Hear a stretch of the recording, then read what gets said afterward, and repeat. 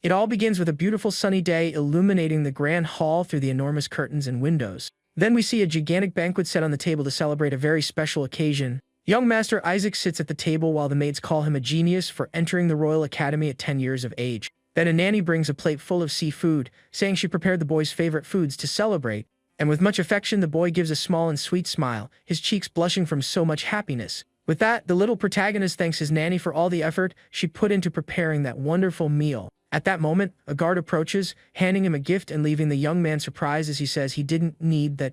But the young man insists on giving the present since his son survived an illness thanks to the medicine the noble brought.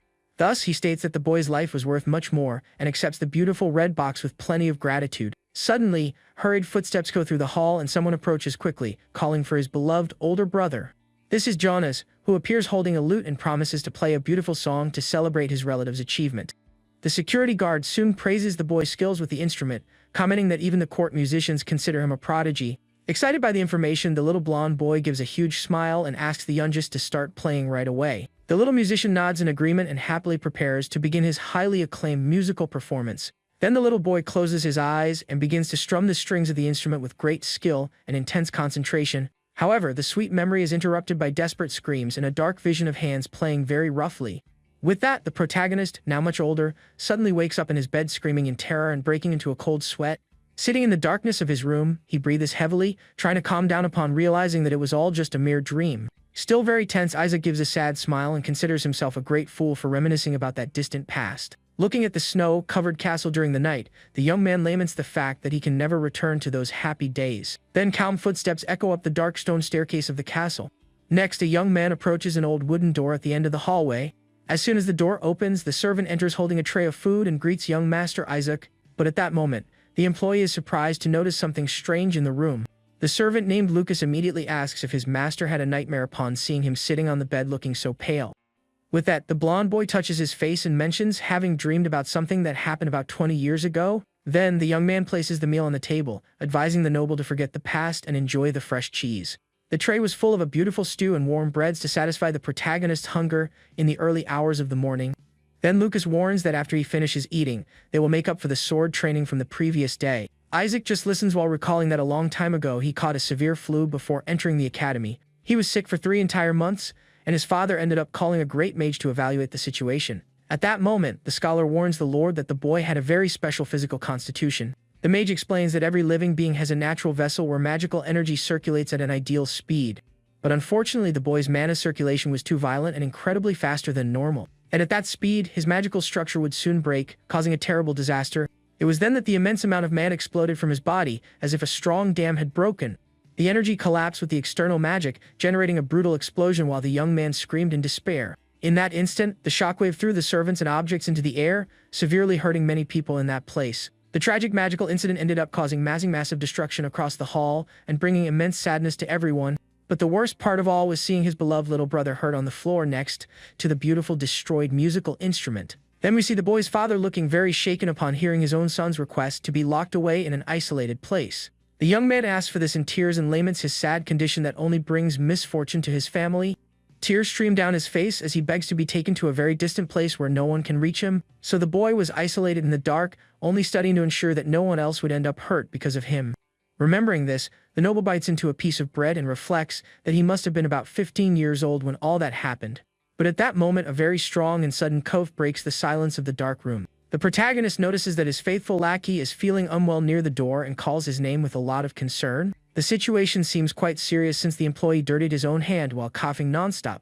Noticing the symptoms, the master immediately deduces that his ally is suffering from mana poisoning due to the long time they've spent together. With that, the lackey grips the edge of the door, trying to stay on his feet even while feeling immense pain throughout his body. The boy quickly holds his friend and warns that he needs to rest for at least 1 entire month to try to heal. Wiping his face, the servant smiles and jokes, asking who would take care of a friendless boy like him if he wasn't there. Sensing the tone of irony, Isaac threatens to dismiss the employee for the insult, but the young man just asks him not to worry. Thus, the dark-haired young man states that he survived dozens of explosions without losing even a single strand of hair, and he adds saying that the noble would never find anyone as good as him since one small mistake could cost everything. Even though he is worried, the boy tells his friend to get out of there so he can meditate in peace and without any kind of distraction. Smiling gently, the caretaker agrees to the request, saying goodbye to his dear lord with much consideration. Then the heavy wooden door closes, leaving the hare completely alone in that isolated and sad environment. Suddenly, his thoughts are interrupted by a familiar voice congratulating him with great enthusiasm. With that, he opens his eyes in bewilderment, realizing that he has traveled back in time right to the day of that grand banquet from the beginning of the story. Then the boy has a terrible vision of the dining hall covered by a dark aura and sinister stains spread across the table. He is then faced with a shocking scene upon seeing his faithful lackey lying on the floor having passed on. With this, the noble's mind plays a trick on him, creating the illusion that his caretaker was arriving to serve dinner. But the employee's face appears with a very scary look in his thoughts, saying that it had been a long time since they last saw each other. At that moment, the hare suddenly wakes up panting and totally disturbed because of this agonizing nightmare. Sweating cold, Isaac keeps his eyes open, trying to process all those heavy emotions and the anguish in his chest. All of this was because, unfortunately, his great friend had passed away after spending a long time suffering from that severe illness. And after leaving that room feeling very sick, the employee never returned to visit the young man for one entire year. Then the protagonist heard the tragic news from his father and decided to lock his door forever, isolating himself from the world. With that, he began to live in the dark, only receiving some hard bread through the small hole in his bedroom door. Lying in his bed, the young man reflects on his mistakes, thinking he should have kept his distance from other people. The young man laments his own kindness and believes he should have been much colder to those around him, because he feels that if he had pushed everyone away, his beloved family and his companion would still be living happily. As the years slowly passed by, the pile of stale bread only grew in that dark corner of the room. But an aged hand appears grabbing the food, showing that even after so much time isolated, the hare was still hanging on. Now looking very tired, the survivor chews the dry food, deciding that he needs to focus only on his future. The solitary time was cruel, marking the bedroom wall and turning the young man into a man with the features of an elderly person. During those 3 decades in isolation, Isaac dedicated his life to the study of magic until there were no more books left to read. Then the wise man closed his eyes to meditate, realizing that the only thing left was his own intuition and inspiration. At that moment, a mysterious voice echoes in the former master's mind, calling out to the one who will begin a great journey. Several years have passed since then, and finally the elderly wise man found a huge clue to overcome his sad condition. With that, he scrapes the mold off his stale bread, while finding it strange that no one from the family had sent the materials. Analyzing the glowing magic stone on his table, the scholar wonders if something serious happened to his beloved relatives. At that moment, the Lord's gaze shows a lot of concern upon noticing that a lot of time had passed inside that place. Observing the dozens of marks made on the stone wall, the solitary hare calculates that he is now 71 years old, but suddenly heavy footsteps break the long silence of the castle, rapidly approaching the entrance of his dark room. Thus, the face of a mysterious man with a large mustache reflects in the dim light of the hallway, bringing a very tense atmosphere. Standing in front of the heavy wooden prison door, the unexpected visitor calls out to his dear brother in a very soft manner. Revealing his true identity, Jonas tries to look through the bars, asking if his old relative was sleeping. Hearing the voice of his youngest brother after so much time isolated, the older man widens his eyes, completely in shock from the surprise. Trembling a lot, the noble hurriedly walks to the exit, questioning the real reason the boy had come there that day. The visitor remains in the dark hallway, staring at the heavy door that had separated them during all those long decades. With a very sad and pleading expression, Isaac asks for permission so that his beloved family member can enter his room. However, the youngest brother squeezes his hand tightly and denies the request, telling the old man to converse only through the small security hole. With that, the two sit on the floor leaning against the iron wall while Jonas warns that he has a very long story to tell him. And with a heavy sigh, the man on the outside reveals that that exact day marked the sad anniversary of their father's passing. Shock dominates the prisoner's wrinkled face upon receiving this terrible news, and he immediately questions how the patriarch ended up passing away. Then his little brother makes it clear that the answer was very complex and asks if the mage was willing to listen to it all. Giving a dark smile, the warrior decides to begin his long explanation, recounting the bizarre events from 30 years ago. He says that in the beginning, there was a terrible war of succession for the throne occurring between the first and the second royal prince. Listening to all of that, the wise old man gets a sad expression, remembering the painful memories of his beloved family. At that point, the prisoner's gaze shows immense guilt for having stayed away from the people he loved most for so long. Then a sweet memory pops into his mind, showing the two very young brothers sitting together in a very happy past. But trying to break the heavy mood, the Lord praises the captivating way the youngest brother told that whole long tragic story. The man laughs in the dark hallway and jokes, saying he should have spent his life traveling the world as a great poet. At that moment, the mage sadly remembers that it would be quite difficult since the young man lost the movement in one of his hands. With that, a heavy silence dominates the environment until the visitor lowers his head and asks for forgiveness for everything that had happened. The warrior squeezes his own hands with a lot of force, trying to hold back the immense anguish stored inside his chest. Gathering his courage, the family member takes a deep breath to reveal one last very important secret kept for all these years. He then confesses that both his parents and the brother himself felt immense resentment toward the noble isolated in that dungeon. Hearing this harsh truth, the older man's lips begin to tremble as he waits for the rest of that surprising declaration. However, the soldier quickly finishes the sentence, stating that deep down they all really miss the dear master locked up in there. And to the old man's surprise, his relative emotionally confesses that the entire family always loved him in a very true way. Then the young man calls up a lot due to his severe injuries, revealing his strong desire to look at his older brother's face one last time. The scholar falls into despair upon hearing that and questions the real reasons why this would be the last conversation between them. Quickly, the panic mage stands up, trying to figure out if his youngest brother had suffered severe injuries during the terrible war. Unfortunately, the voice on the outside begins to fail, leaving the prisoner with wide eyes in a pure state of panic. Noticing the red liquid seeping under the crack, the lord deeply regrets not having opened the gate sooner. Then, with a very sudden movement, the elderly man finally opens the heavy wooden lock, revealing the dark scene. But what he finds is a devastating sight, showing his beloved Jonas fallen, having passed away with a severe sword wound. Observing the severe injury, the elderly man laments how his brother managed to endure talking for so long while hurt like that. With that, the wise man gently holds his family member's form, saying that he cannot simply stay lying there forever.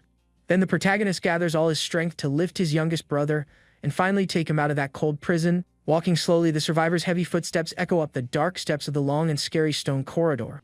Embracing his lifeless relative, the man climbs the stairs of the place, carrying the weight of endless sadness inside his chest. Thick tears stream down his wrinkled face while the lord wonders why everything had to end so badly. Feeling the light weight in his arms, the master wonders how much that brave warrior had to go hungry while far from home. Then, after a long climb, the huge double doors finally open, revealing a strong bright light coming from the outside.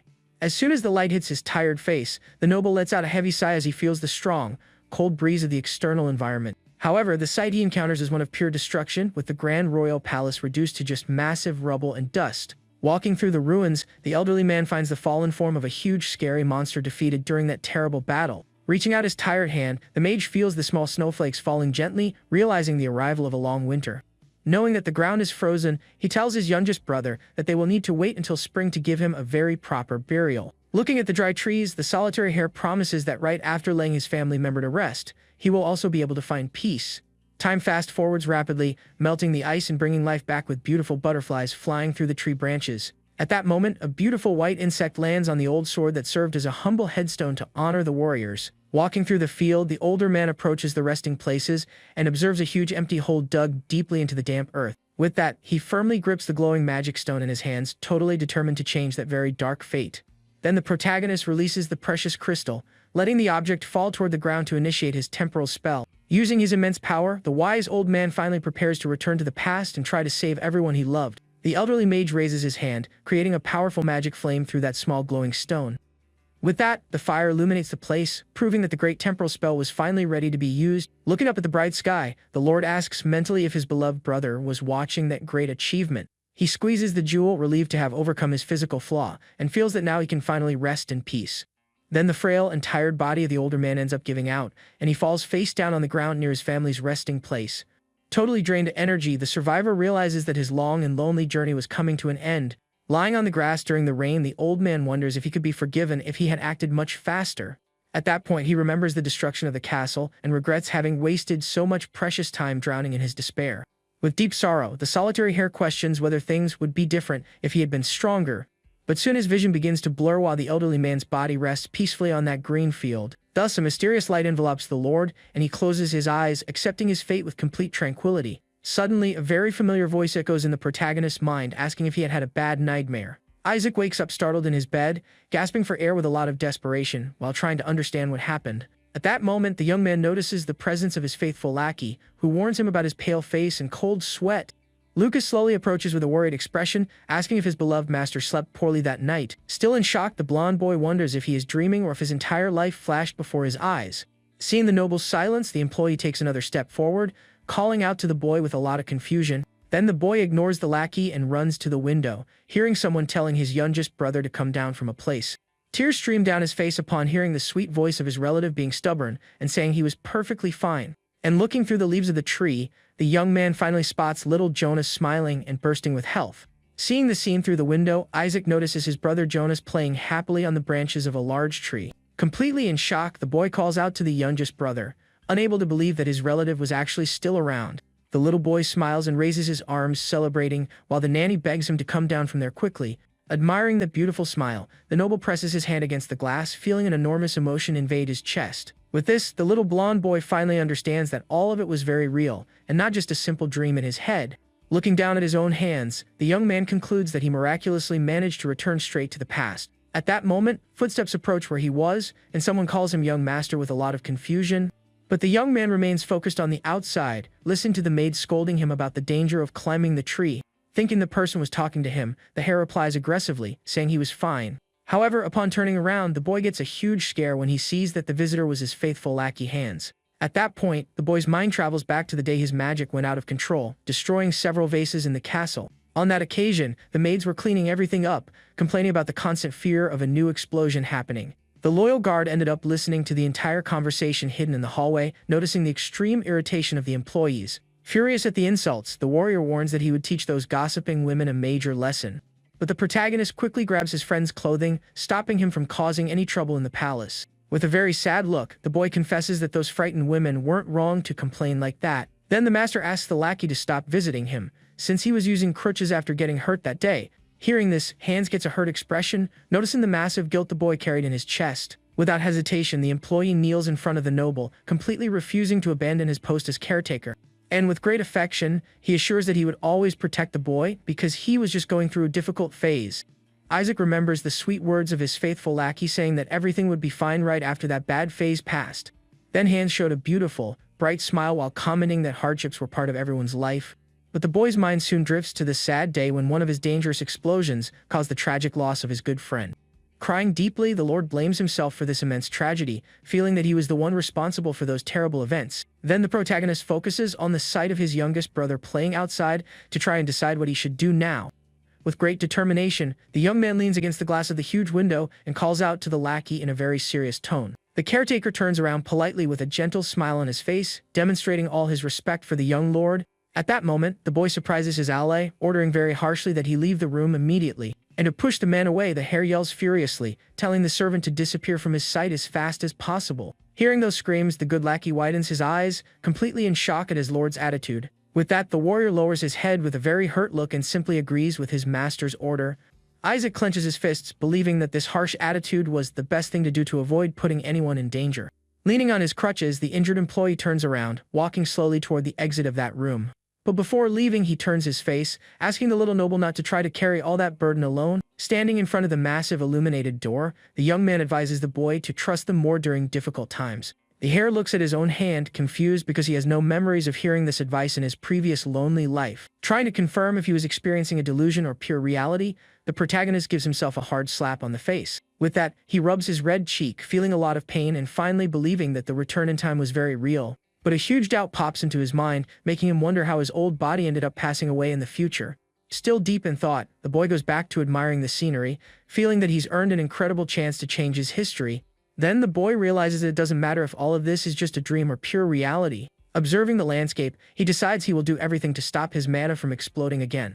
The protagonist remembers an ancient legendary mage who suffered from this exact same physical condition, and during his years in prison, the Lord read about this ancestor of his in his own family's records. With that, after years of intense study, the wise man discovered a way to cure this magical anomaly. Then the noble stares fixedly at a beautiful blue stone that would be the key to his salvation. That small object featured hand-carved engravings capable of turning anything into a runestone. Thus, by purposely damaging the energy pathways of the jewel, a new rut ended up being created. And in this incredibly ingenious way, all the shock caused by the violent energy could be dispersed. The young man reflects that to avoid the explosion, his body needed to withstand that strong circulation, but unfortunately, the magic flowed in such an intense and fast way that his physique couldn't handle it. Any regular person would perish immediately, but the young man's body healed itself, as if it were nothing.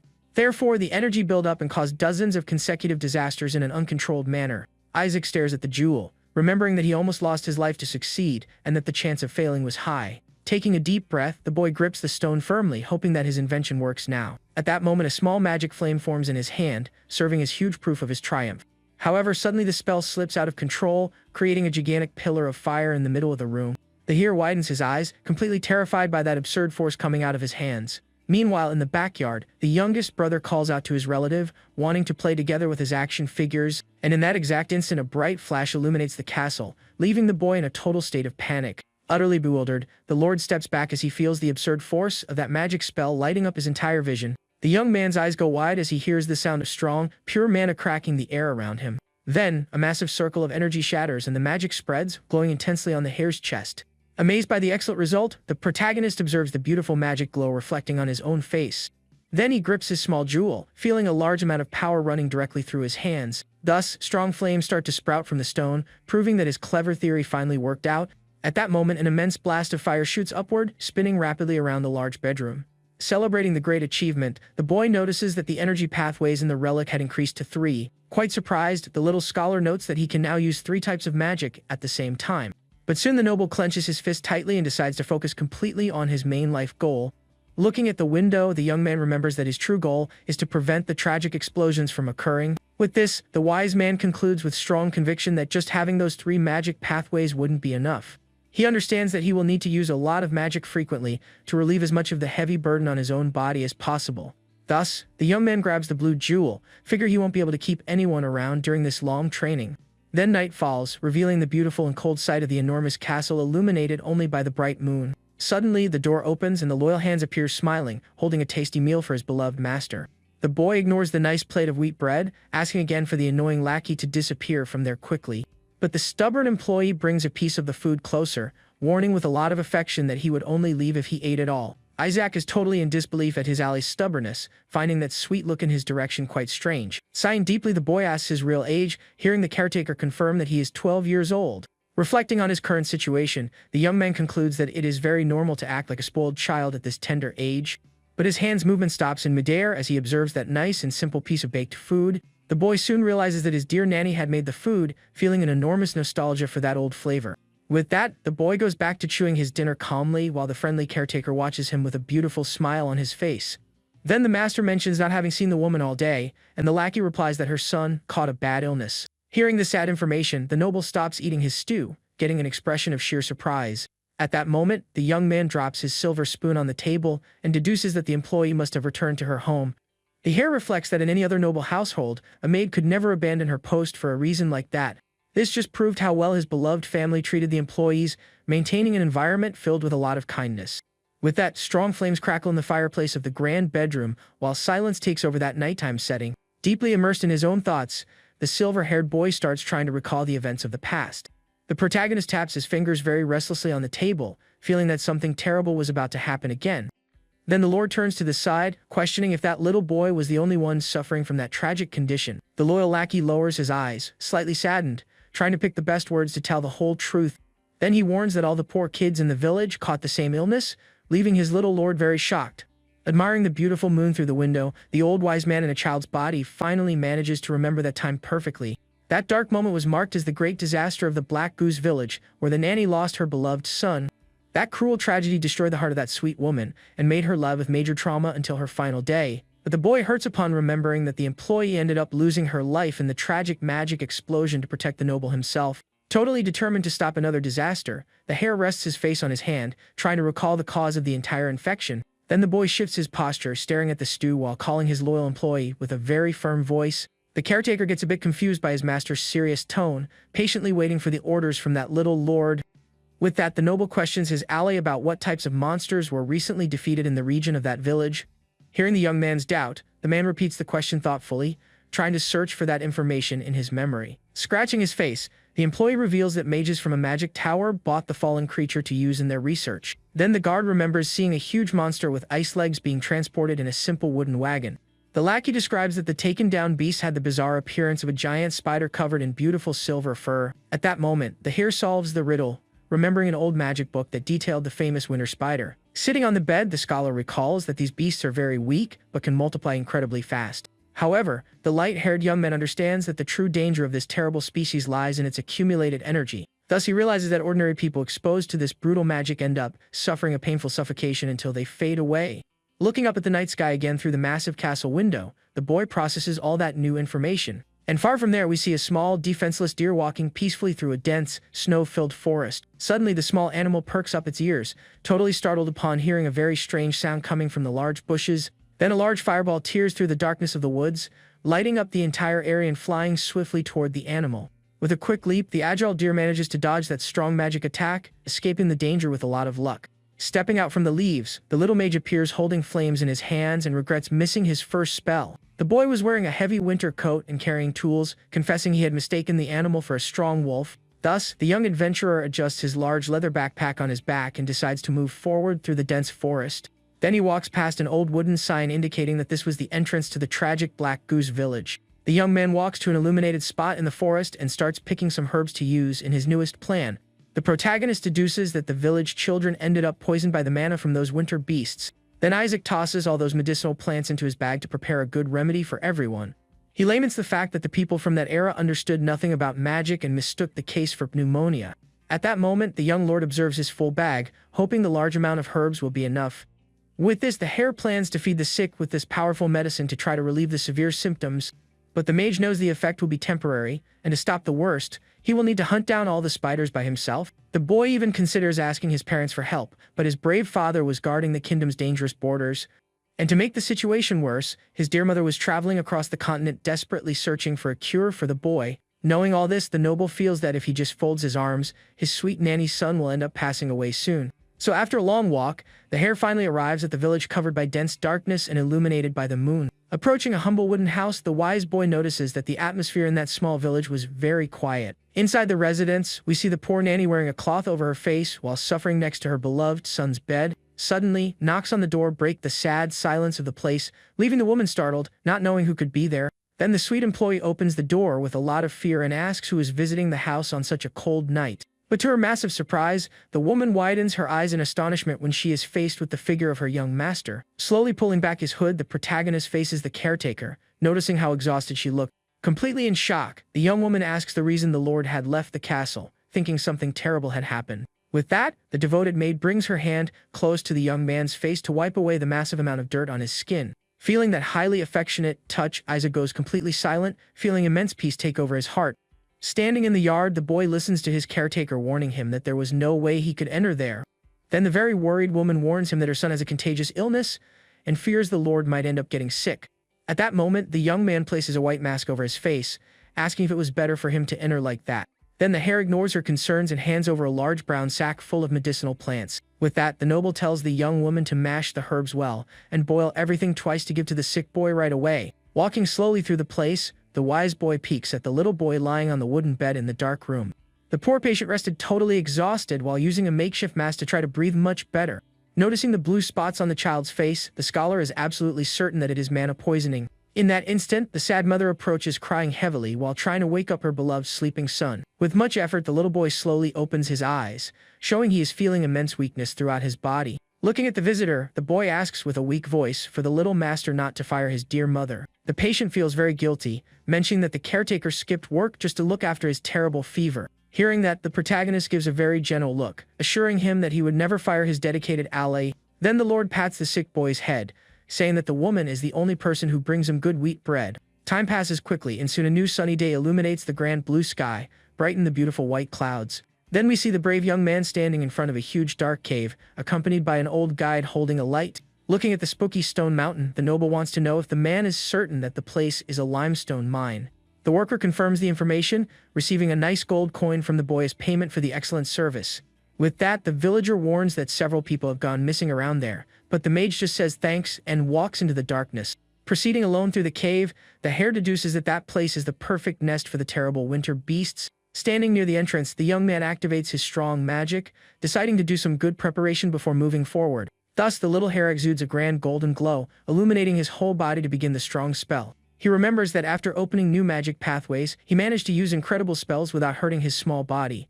But walking into the cave, the boy knows there is a huge limit or his mana vessel could break. The lord figures he doesn't know the exact number of spiders in the place, so he can't use spells carelessly. Then the little mage's footsteps stop near a small bush, revealing that he would need some major help. That major help was the famous ice belladonna, which had beautiful little shiny berries on its leaves. The scholar kneels near the plant, noting that it would be a deadly poison against those dangerous cold monsters.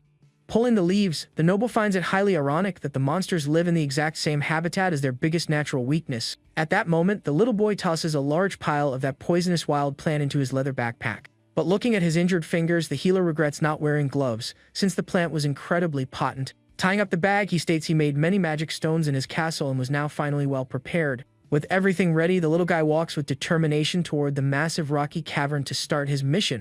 Then the boy's boots touch the rocky floor, and he courageously enters the home of those terrible spiders. The hare's golden glow illuminates the dark stone walls as he explores the massive lair of the monsters. Looking into the grand abyss of the place, the mage reflects that meeting an end by falling from that height would be very stupid. Realizing that his destination is all the way at the bottom, the little lord wonders how he would manage to climb all the way down.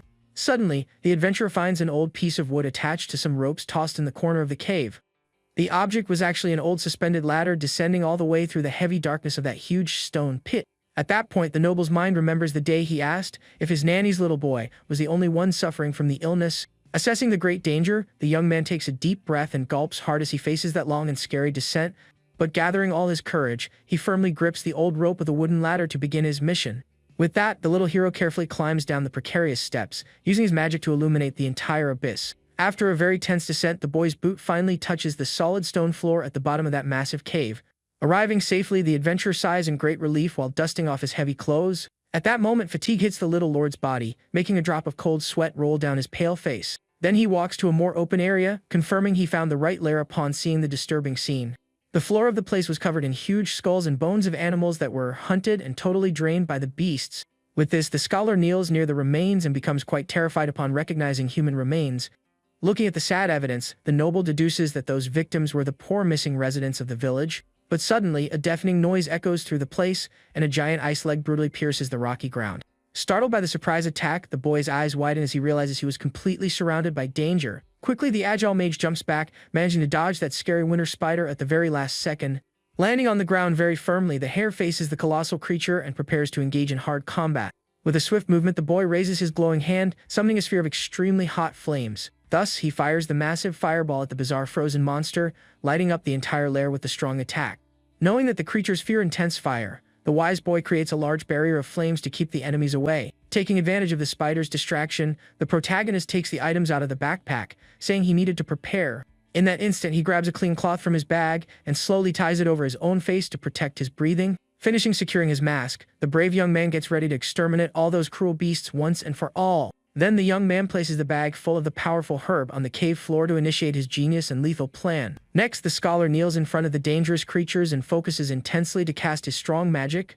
With a very focused look, the masked hare takes a deep breath, knowing that that attack needed to go very well. Using his magical power, he pushes the large cloth bag toward the massive and scary ice monsters. At that moment, an intense blast of fire hits the bag, igniting all the poisonous plants in a matter of seconds.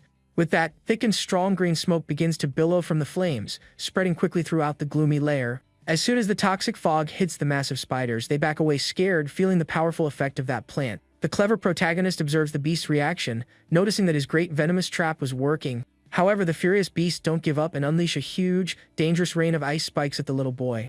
But with a lot of agility, the little noble takes a quick leap backwards, managing to dodge that very deadly attack. Landing safely on the ground, the adventurer stares at the crystals embedded in the stone, noting the immense fury of the enemies. Then the brave young man raises both hands and focuses all his powerful mana to create a giant fireball.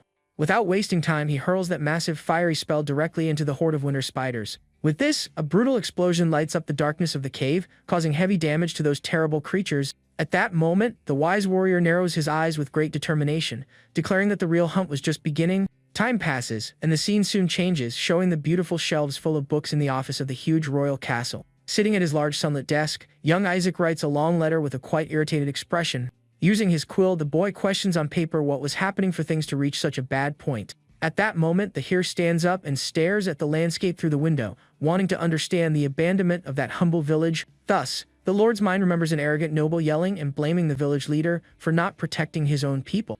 At the window, the young man mutters angrily, complaining about the immense noise happening right outside the castle. With this, he gets up from his large desk and decides to ask the employees to cover up all the windows in the place. But the boy quickly changes his mind, figuring it would be much better to move down to the huge basement for good. Then the scholar deduces that down there it would be much quieter to focus on researching a special condition. Analyzing his plan, he considers covering the walls with a special stone that is super resistant to magic. So the hare turns around with a gentle smile and asks his caretaker for his opinion on this grand idea. Hearing the words, the employee widens his eyes slightly, showing he is quite apprehensive around the master. Faced with his silence, the lonely lord stares at the large empty room, regretting not having his beloved ally there. The little mage's expression shows immense sadness upon realizing he was completely alone once again. Muttering quietly, the silver-haired boy simply accepts the sad reality of his cruel fate. With this, the young wise boy returns his full focus to his workbench illuminated by the large glass window. The skilled young man keeps writing endlessly, noting down all his vital tactics on the piece of paper. Even though he feels immense fatigue, the dedicated boy stays strong and well focused on completing the preparations. Thus his pen slides swiftly across the page, recording new crucial spells for his survival. The protagonist's gaze overflows with strong determination, proving that nothing could take away his intense focus. At that moment, the harsh words from the past complaining about the massive tragedy echo through the young man's thoughts. Back in the lair, the hare plans to use the toxic smoke to slowly suffocate the monsters in that place. Understanding the danger of the lethal poison, the boy decides to use that cloth over his face and activate his large magic aura. With the fabric acting as an initial filter, he states he will use his dense energy to clean out all the inhaled gas. Then the strong greenish smoke advances quickly, dominating the rocky darkness of that massive stone cavern. With this, the protagonist compresses the large fireball and uses a strong alteration magic to remain fully on guard in the area, so he casts the purification spells and fire magic alongside the alteration skill entirely simultaneously. The hare reveals he can use 3 spells at the same time through his magic pathways, guaranteeing plenty of time in the big fight. At that moment, the wise boy points his little finger directly at the cruel ice monsters, saying a dark and cold goodbye. With that, a gigantic fire explosion devastates the entire lair, melting the dangerous creatures with a very hellish heat. The immense sea of fire advances through the dark cave, swallowing the winter spiders while the brave boy walks through the area. Walking through the fire, the boy notices that the monsters burn very well, but points out that the thick smoke could also suffocate him. Feeling his body's limit, the noble falls exhausted onto the rocky floor. Realizing he needs to end this tough hunt quickly, the scene focuses on the huge ice stalactites on the cave ceiling, demonstrating the freezing cold of the dark environment. Then the young boy continues his walk, noticing a large amount of water soaking the entire floor of that cold place. Shivering heavily, the adventurer hugs his own body, regretting the constant ice and wishing he hadn't taken off his thick coat. Stepping firmly on the crystalline floor, Isaac is surprised to notice that the temperature dropped drastically until everything there froze. But suddenly, the protagonist's gaze shows a huge shock when he notices something incredibly bizarre on the ceiling of the cold dungeon. The lighting reveals hundreds of huge gooey blue eggs stuck to the rocky ceiling, leaving the boy totally perplexed. Observing the immense amount of disgusting cocoons, the scholar deduces that a scary creature must have laid all of that there. At that moment, a sinister and colossal shadow appears right behind the boy, revealing the true mother of that huge frozen nest. The terrible giant monster leaps from the darkness to defend its offspring, and the brave warrior gets ready for the fight. With this, the other winter beasts start to run frantically in the same direction, joining the colossal monster. The young mage focuses deadly glare on the enemies, calmly analyzing the bizarre movement of the arachnid group. Thus, the Lord's mind remembers his old painful memories, wondering why he always has to relive all of this now. But suddenly, a gigantic ice spike falls from the cave ceiling, flying swiftly toward the brave boy. The hare widens his beautiful blue eyes, completely shocked by that powerful surprise attack. Quickly, the agile warrior takes a huge leap backwards, managing to narrowly escape the deadly danger. Then the immense frozen stake hits the stone floor, causing a loud crash throughout the dark dungeon. Landing safely, the mage stares at the impact spot, realizing just how dangerous that new situation was. With this, the protagonist grits his teeth, very irritated, feeling angry that his premonitions are always right. At that moment, a monstrous winter spider queen appears, revealing she is the true owner of that nest. The young wise boy remembers that this giant species, completely different from the other normal spiders in that region. Then he notices that this colossal beast has immense resistance to fire and can exhale freezing magic. And to prove it, the terrifying monster charges fiercely, preparing a large lethal spell against the boy. Realizing the threat, the silver-haired noble goes on high alert and prepares to dodge the severe danger. Without hesitation, the boy throws himself to the side while the huge blast of ice magic grazes right past his body. Thus, the beast's powerful freezing breath hits the rocky ground, creating a massive wave of pure cold in the environment. The brutal magic causes a huge impact, freezing everything around and generating a massive cloud of ice in the area. From the force of the strike, the little lord is thrown far away, landing with a lot of pain on that very hard floor. Lying on the ground, Isaac realizes he needs to finish this difficult battle soon before it's too late. At that point, the adventurer gathers all his strength and stands up, breathing heavily due to immense fatigue. His eyes fill with immense determination and focus completely on the enemy, knowing exactly what he had to do. Using all his speed, the boy points his hand and fires a powerful ball of flames toward the massive target. The magic attack hits the creature's face head, causing a strong fiery explosion that lights up the cavern. The boy was already expecting this, noting that those normal flames wouldn't burn the queen like they did to the others. But the only advantage in the middle of this nightmare is that the monstrous creature doesn't have much agility in its movements. Suddenly, the adventurer feels extremely dizzy, closing one of his eyes while his physical exhaustion starts to weigh him down. With this, the hare understands that his fragile 12-year-old body's reaching its limit after using so much magic all day. Then the terrible winter beast steps forward, slamming its heavy ice legs on the ground and causing a major tremor. Noticing the approach, the young lord widens his eyes, understanding that a single mistake there would cost him his life. Then the scary spider raises its body brutally, getting ready to launch another one of its terrifying strikes. Without wasting time, the massive monster fires a gigantic, sharp ice stake toward the little warrior. The dangerous magic attack rips through the cold cave air, flying rapidly to pierce the target without any mercy. Totally in shock, the wise boy notices the deadly threat approaching and tries to think of some quick form of defense. In a pure reflex of survival, the boy throws himself backwards, using his heavy leather backpack as a good shield. And the impact of the ice attack is so absurd that it ends up generating a strong shockwave, throwing the noble far away. Sliding across the frozen floor, Isaac grits his teeth, cursing the fact that his premonitions are always spot on. At that moment, the colossal arachnid queen advances even more, demonstrating all of her imposing and dark superiority. The scholar remembers that this leader has high fire resistance, and also exhales highly freezing magic. Thus, the creature raises its long, sharp crystal legs, fully ready to impale the poor adventurer. But refusing to give up, the brave young man grabs his shovel and envelopes the object in intense flames to defend himself right away. With a huge surge of momentum, the warrior swings the flaming tool, colliding with great force against the enemy leg. Then the brutal impact generates a new wave of power, completely destroying that dangerous ice spear of the monster. Overcoming his own limits, the little mage grips his shovel tightly, showing absolutely no fear of that challenge.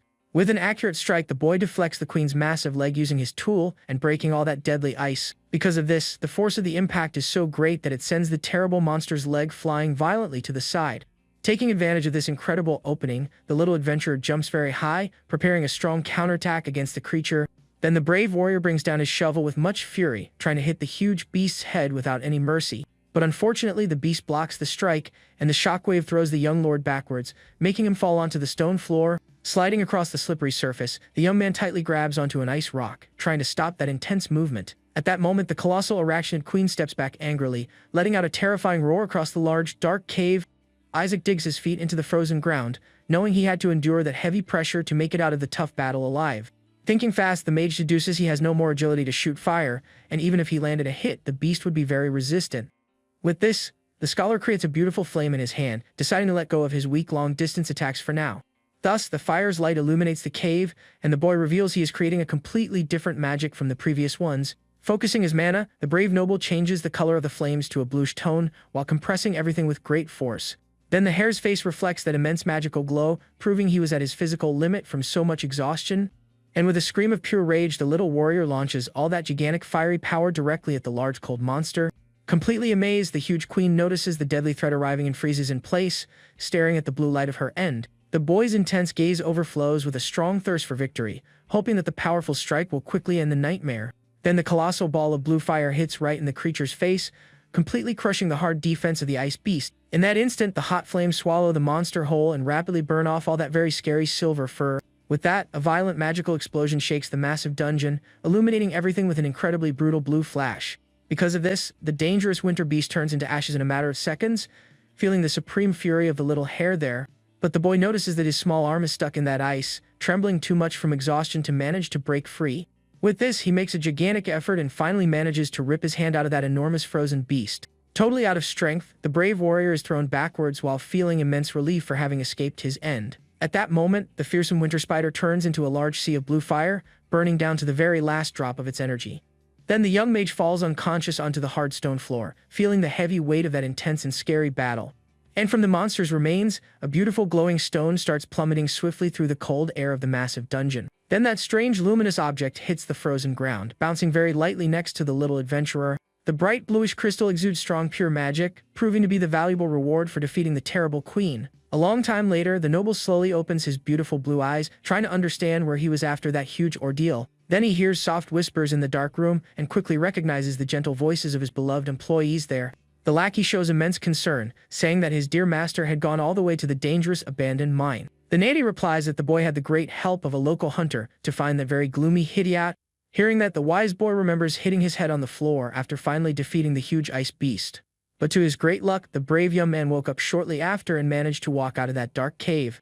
And using his very last bit of strength, the hare walked to the village where he found his loyal caretaker wandering around. Because of this, the little boy ended up passing out from sheer exhaustion, falling straight into his great, scared Ali's arms. Back in the present, the scholar hears the sweet woman confirming that her little boy's terrible illness was cured. Then the man smiles relieved, praising the good heart of his little master, even though he's been quite sensitive lately. Hearing those sweet compliments, the embarrassed protagonist gets his whole face red under the heavy blankets. At that moment, the boy decides to sit up in bed, calling for his loyal guard and leaving the two adults quite shocked. The employee asks why the young man went alone to that dangerous place, making him hesitate. The noble thinks he can't tell the truth about the monsters and says he just fell while picking plants. Quickly changing the subject, Isaac asks about the sick little boy, and the nanny confirms his great improvement. Then the hare smiles in relief at the good news, asking everyone to keep that poisoning a secret. He explains that the old scholars of the kingdom would cause a huge uproar if they found those fallen beasts in the mine. With that, the woman questions how he knew about those herbs, sensing the mage lying about having read it all in an old book. At that moment, the loyal guard says they need to drop the subject and leave right away because of the heavy snow, but the protagonist warns that if the castle finds out about this midnight escape, the poor lackey would suffer a major punishment. Because of this, the kind caretaker hands him a huge basket of fruit, while the young man puts on his coat. The employee reveals that all the villagers sent those beautiful ripe apples as a token of immense gratitude. Looking at the gift, the silver-haired boy grabs one of the fruits and stares at the object in a very thoughtful way. Then the little lord raises his arm with the shiny apple, telling the woman to use it all to make a tasty jam. Then the wise boy takes a very excited bite of the food, wanting to eat this wonderful sweet upon the nanny's return to the castle. The sweet lady listens to the noble order another week off for her to look after her beloved child until he fully recovers. Quite shocked, the woman hugs the basket, asking if the cruel head butler would accept such a kind gesture. With a proud look, the young mage leaves her confused by asking, who said she would just stay home resting. Understanding the boy's hidden kindness, the dedicated Ali's eyes fill with tears, feeling gigantic gratitude. At that moment, the hare gives a beautiful, sincere smile, suggesting that she bake a delicious apple pie as well. Thus, the woman happily agrees while the heavy snow keeps falling through the cold night of the humble rocky village. Time passes, revealing the dawn of a new, calm day with the bright sun shining in the beautiful blue sky of that vast region. Setting the beautiful scene, we see the castle's large backyard while the young lord runs, focusing on his daily training. Panting, the boy continues his heavy morning run, sweating a lot to manage to overcome all his limits. Then a whole week goes by, and the dedicated young man runs quickly up the garden stairs with a lot of effort. Throughout this long training period, the protagonist notices that his own mana vessel has also changed quite a bit. Observing his energy, the scholar realizes that the old 3 magic pathways have now turned into a total of 4. Because of this, his mana became more stable, allowing him to cast 4 very strong spells completely simultaneously. The adventurer deduces that all that intense battle against the spiders helped a lot in this incredible and unexpected result. But he is also absolutely certain that running diligently every day contributed immensely to this evolution. Using magic consumes great mental strength, and the boy knows that if the physical body breaks, his mind also ends up failing along with it. Thus, Isaac concludes he hit his limit in the dark cave simply because he had that fragile child's body. Running out of breath, the noble's mind remembers an old warrior from the past named Lucas, who always trained his physique. This old training partner always displayed a huge friendly smile during those sweaty days of hard effort. Coming back to the present, the hare clenches his fists, feeling strong determination taking over his entire fragile heart. But suddenly a deep voice calls for the little master, totally breaking that focused and tense training atmosphere. Then the young man wipes his sweaty face, noticing the approach of the castle's head butler accompanied by another person there. Standing in the area, the suit-wearing employee seriously warns that the day of the boy's regular medical exam has arrived. With a nice smile on his face, the polite doctor bows, wanting to know how the lord was feeling today. The wise boy reflects that this famous doctor was hired by his father, but unfortunately, he knows nothing about his anomaly. Then the doctor evaluates the patient, guaranteeing there are no problems and noting that the boy looked much healthier now. Even so, the man decides to change the medicines, leaving Isaac annoyed to see that doctor draw false conclusions from it. Opening the briefcase, the man reveals beautiful vials of potions and says that the panacea would help stabilize all his magic. At that point, the protagonist holds the small purple vial, deducing that his beloved father really sent something of high quality. But the boy remembers that this famous drink acts only as a powerful strength stimulant for all soldiers. With this, the here's mind understands that this supposed stabilizing effect came from a huge translation error, so the true power of this liquid would be to act as a lethal poison for people suffering from excess energy. However, the wise boy hides the truth from the doctor, knowing the liquid would really help him create his new pathways. At that moment, the ignorant employee in white just turns his back and walks calmly toward the exit. Holding the large box, the boy focuses his full attention on the strange butler who was still standing near him. The old man in the suit breaks the long silence, asking why the lord was acting so calmly today. He asks this because the young man always threw a huge fit, kicking out everyone who stared at him there. Smiling, Isaac replies that his tantrums scared the doctors away and asks if he should yell at them again. Faced with this sharp remark, the experienced employee just narrows his eyes, analyzing the boy in complete silence. Suddenly, the butler mentions hearing rumors that the boy had cured the sick kids from the humble village. Hearing that revelation, the young man's eyes widen, feeling a massive chill run down his entire body. Then the older man confesses to having interrogated the knave lackey, and ended up uncovering the whole truth about that long night. And keeping his posture, the suited man states that the council would act quickly if they knew about this dangerous midnight escape. The hair starts breaking into a cold sweat, paying very close attention to the head employee's serious promise not to report anything. But walking right past the boy, the man asks him to control himself from now on to avoid causing more headaches. Looking over his shoulder, the serious employee finishes his strong statement, saying he has been watching the Lord since very early on. Completely tense, the protagonist reflects privately that he will never be able to let his guard down around this tough man. The hair reflects that this old butler has always been a very cold man who usually kept a long distance from everyone. But taking the boy's bag, the man asks that if he really can't hold back, he should just discuss his plans beforehand. With that, the wise boy listens closely, remembering the old words of an old acquaintance on his deathbed. This man faithfully served the entire grand family until their total ruin, ending up losing his own life in the process. With this, the young lord smiles, understanding that deep down the employee cares a lot about him, thanking him for all his care. Hearing the sweet thank you, the serious older man slightly widens his eyes, looking quite surprised by that docile attitude. Then the suit-wearing man changes the subject, wanting to know if there's a big reason for the boy's intense morning runs. The little noble focuses his gaze, processing that strange question and trying to come up with a good excuse for his training. He answers that all the great mages trained their physique, proving that a magical body needed plenty of physical preparation. At that moment, the dedicated head butler stares at his little lord through his shiny glasses in a very thoughtful way. The scene soon shifts to the huge workroom, revealing the experienced employee writing everything down on a long registry paper. Then the worker wraps up his detailed verification, confirming that the firstborn cured the sick from that village. The man documents that the boy's sad anomaly prevents the use of magic, figuring the boy should become a good alchemist. With this, the old man smiles relieved, deducing that this excellent news would also reassure the little protagonist's father. Suddenly, light knocks on the large wooden door break the night's silence, and the boss tells the mysterious visitor to enter. The door opens slowly, revealing a beautiful red-haired maid looking very apprehensive, apologizing profusely for interrupting his work. The suited man turns his face, slightly surprised, recognizing the young employee and wanting to know the reason for that visit. Gripping her hands with a lot of fear, the dedicated maid displays strong distress, asking for permission to report a massive issue. Then the young woman confesses in a frightened tone that several maids in that huge castle kept disappearing without leaving a trace. With this, she states that her loyal friend worked hard for a long time and would never run away from the place, abandoning her duties. The redhead cries with great fear and says she is absolutely certain that something very terrible happened to her poor friend. Then the girl's mind imagines the sad young woman fallen on the dark floor of some bizarre place, suffering a cruel fate. But going back in time, we see another blue-haired maid thinking this whole disappearance story is quite strange. Back then, the young woman was saying that 3 employees had vanished, while a sweeper said that place was bad news. With a weird smile, the cleaner blames the cold weather and the local monsters, but the employee doesn't buy that excuse. Then the girl in blue guarantees her colleague would never just run away out of nowhere, because she worked very hard to cure her sick father.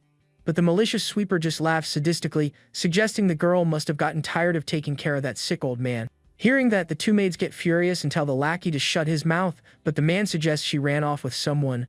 Then the strange employee points out it was just a joke, and reveals he has a bizarre theory about these disappearances. With a very dark look and raising his finger, the man asks the girls to listen very closely to his idea.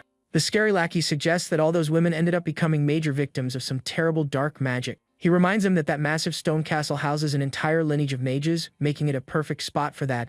And to make matters worse, the young heir's condition was not good at all, pushing the head of the house to look for any ritual to cure his son. The poor women are left completely in shock at the bizarre idea that their loyal friends served as mere sacrifices. The sweeper displays an evil smile, challenging the redhead and warning that this crazy grand theory could be the absolute truth. With great anger, the maid defends the lord of the house, reminding him that the noble even took in a dirty criminal like that sweeper. With that, the man just turns his back and walks away across the grass, while the employee says he crossed the line. But suddenly, the insolent employee widens his eyes and turns his face, completely terrified of something right behind the group. The protagonist appears sporting a slight smile on his face while asking to hear all the details of that strange theory. Trembling from pure fear and sweating cold, the pale criminal gulps hard and starts reporting the major events from the dark past. The frightened green-haired lackey swallows hard and starts detailing the weird disappearances. He recalls that the first woman to vanish mysteriously was a humble maid named Held. And a few weeks later, another young woman named Clara also disappeared without leaving a single trace. Thus, the final victim was sweet Annette, who went missing after attending a mass on the weekend. Then back in the massive office, the terrified lackey stares at the master waiting for some reaction. The hare looks at him with an extremely cold gaze, wanting to know why he suspected his lord. Completely sweaty, the employee gets scared by the intimidating force of that little light-haired noble. With this, the wise boy tells the cowardly young man to be very honest, promising he wouldn't hand down any punishment. At that, the criminal hesitates a lot, and the mage immediately asks if the man thought he was the actual culprit. Sensing the danger, the sweeper stutters, and the protagonist smiles, noting that the answer was very obvious. At that moment, the young man asks him to think of loyal hands, who spend all his time looking after his master. The fake man gives a nervous smile, and his mind focuses on the fact that the ally always complains about his multiple burns. Suddenly, the boy's face darkens, making the mood heavy and causing the lackey to freeze with fear. Thus, the scholar states that if he wanted to sacrifice anyone, the annoying sweeper would be his very first choice. Desperate at the mortal threat, the poor coward screams for mercy, begging for his own life. Keeping calm, the lord listens to the crying man who is begging to live and asks if he wanted to be saved. And with a clever smile, the brave young man decides to use fear to his advantage, ordering the servant to work for him. Completely shocked, the lackey clasps his hands, accepting the deal to manage to escape his certain doom. Time moves forward, and the dark night soon takes over the massive castle, covering everything with a large, starry blanket. Swiftly, a strong and intense magical blue flame ignites, revealing the focused young man's immense power. Sitting on the bed, the young lord fires a strong blue flame magic toward the door, calling out the maids' names.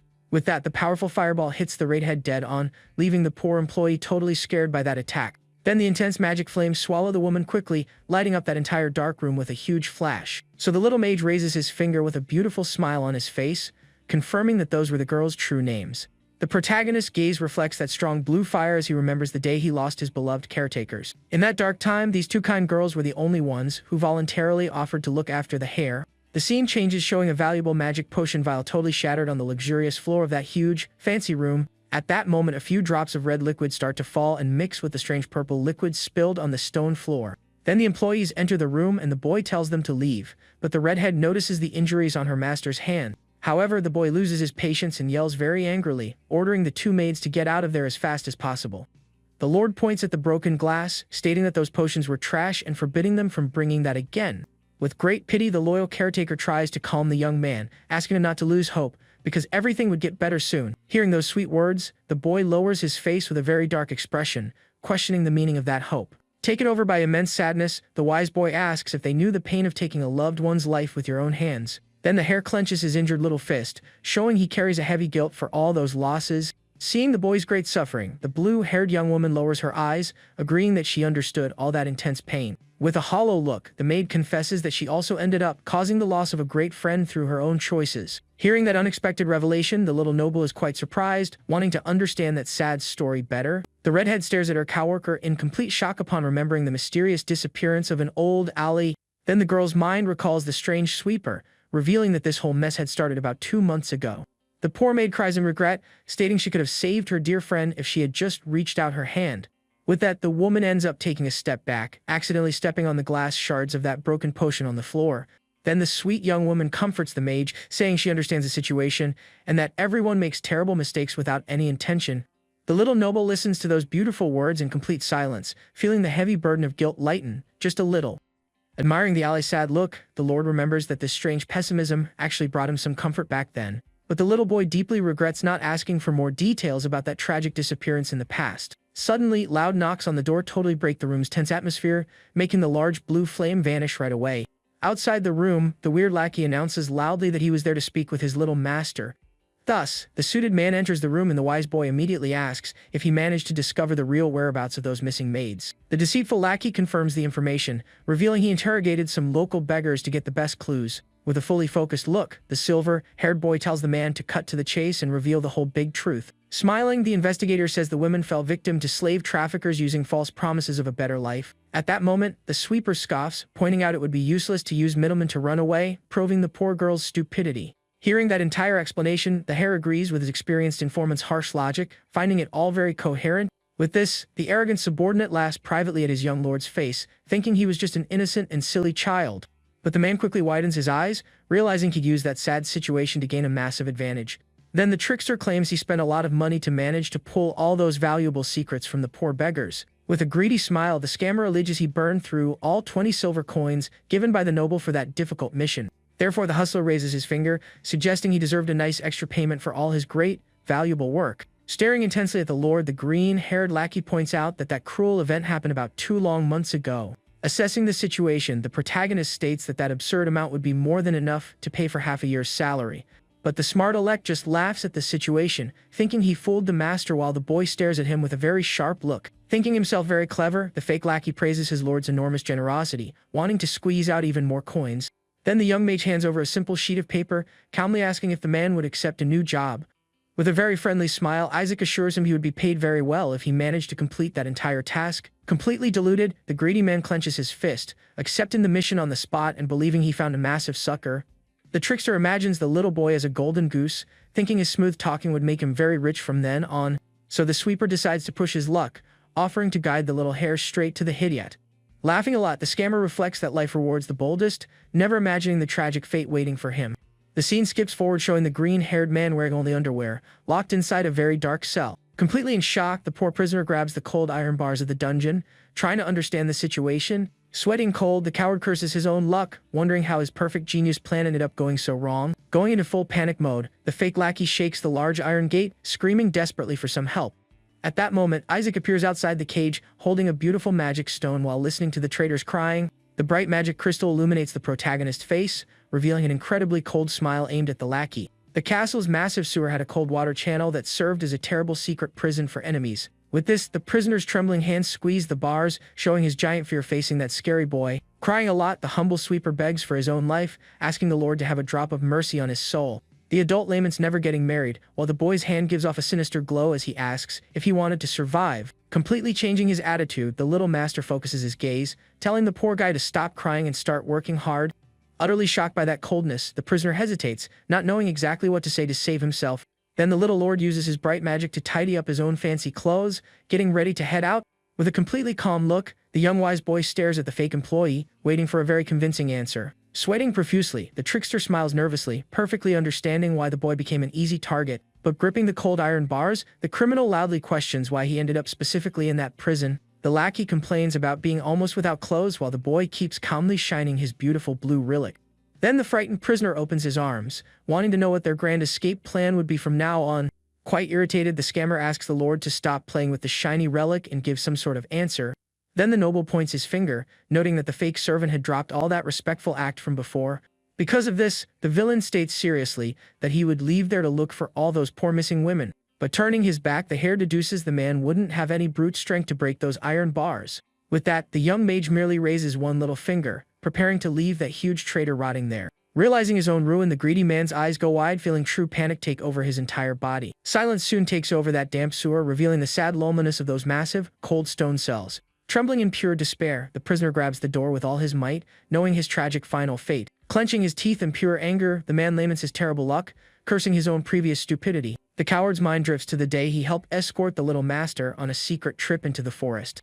In doing so, he recalls that introducing that terrible mercenary from the big city ended up being a very easy task. Back to the present, the lackey forces a fake smile, begging the kind little boy not to leave him in the dark. But ignoring the screams, the wise boy walks calmly as two bizarre and dangerous shadows appear in the long corridor. Completely sweaty, the fake servant widens his eyes, realizing the mortal danger of that tense situation. Keeping his gaze very cold, the little hare just listens to the coward's lies in total silence. Then the prisoner kneels on the freezing sewer floor, begging the young lord for forgiveness nonstop.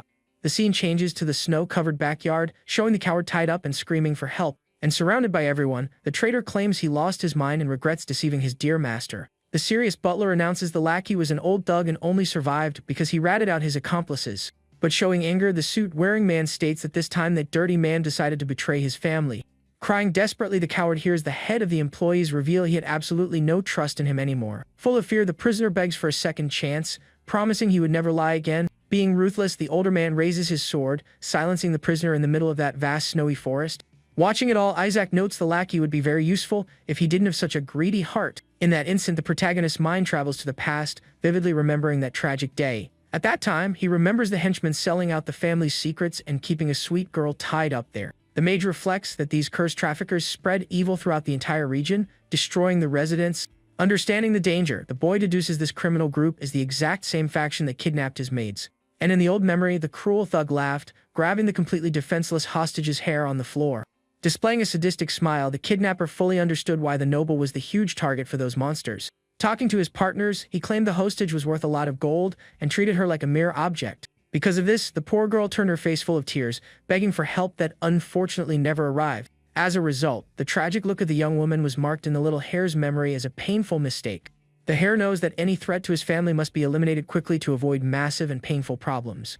Then the young man pulls out a sealed document, reminding the prisoner of his promise to do anything to stay alive. With this, the wise boy shows the paper, ordering the fake lackey to fill a small initial task to prove all his loyalty. The scene changes to a dark, heady outlet only by an old swinging lantern on a damp, highly dusty ceiling. In this place, three very nervous men await orders standing before a mysterious leader sitting at a large wooden table. The large mercenary cuts a piece of meat while listening to a disturbing voice asking him to eat properly that day. Then the huge brute takes a heavy bite of the meal, ignoring all the tension from his poor henchmen standing around. Watching that scene, the sweaty helpers hear the same bizarre voice complaining about that big guy's visible skinniness. But pointing his fork, the scary-looking man asks dryly if the mysterious person was truly present there.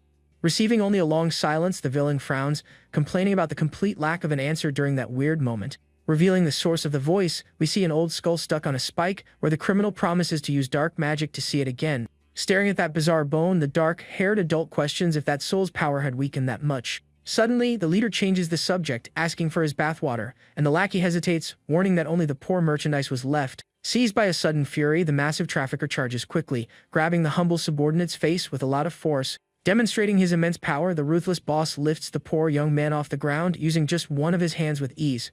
Without the slightest mercy, the monster eliminates his own partner, splashing a red liquid all over his very dark face. Completely terrified, the other partners sweat cold as they hear the leader announce that that man would serve for his bath.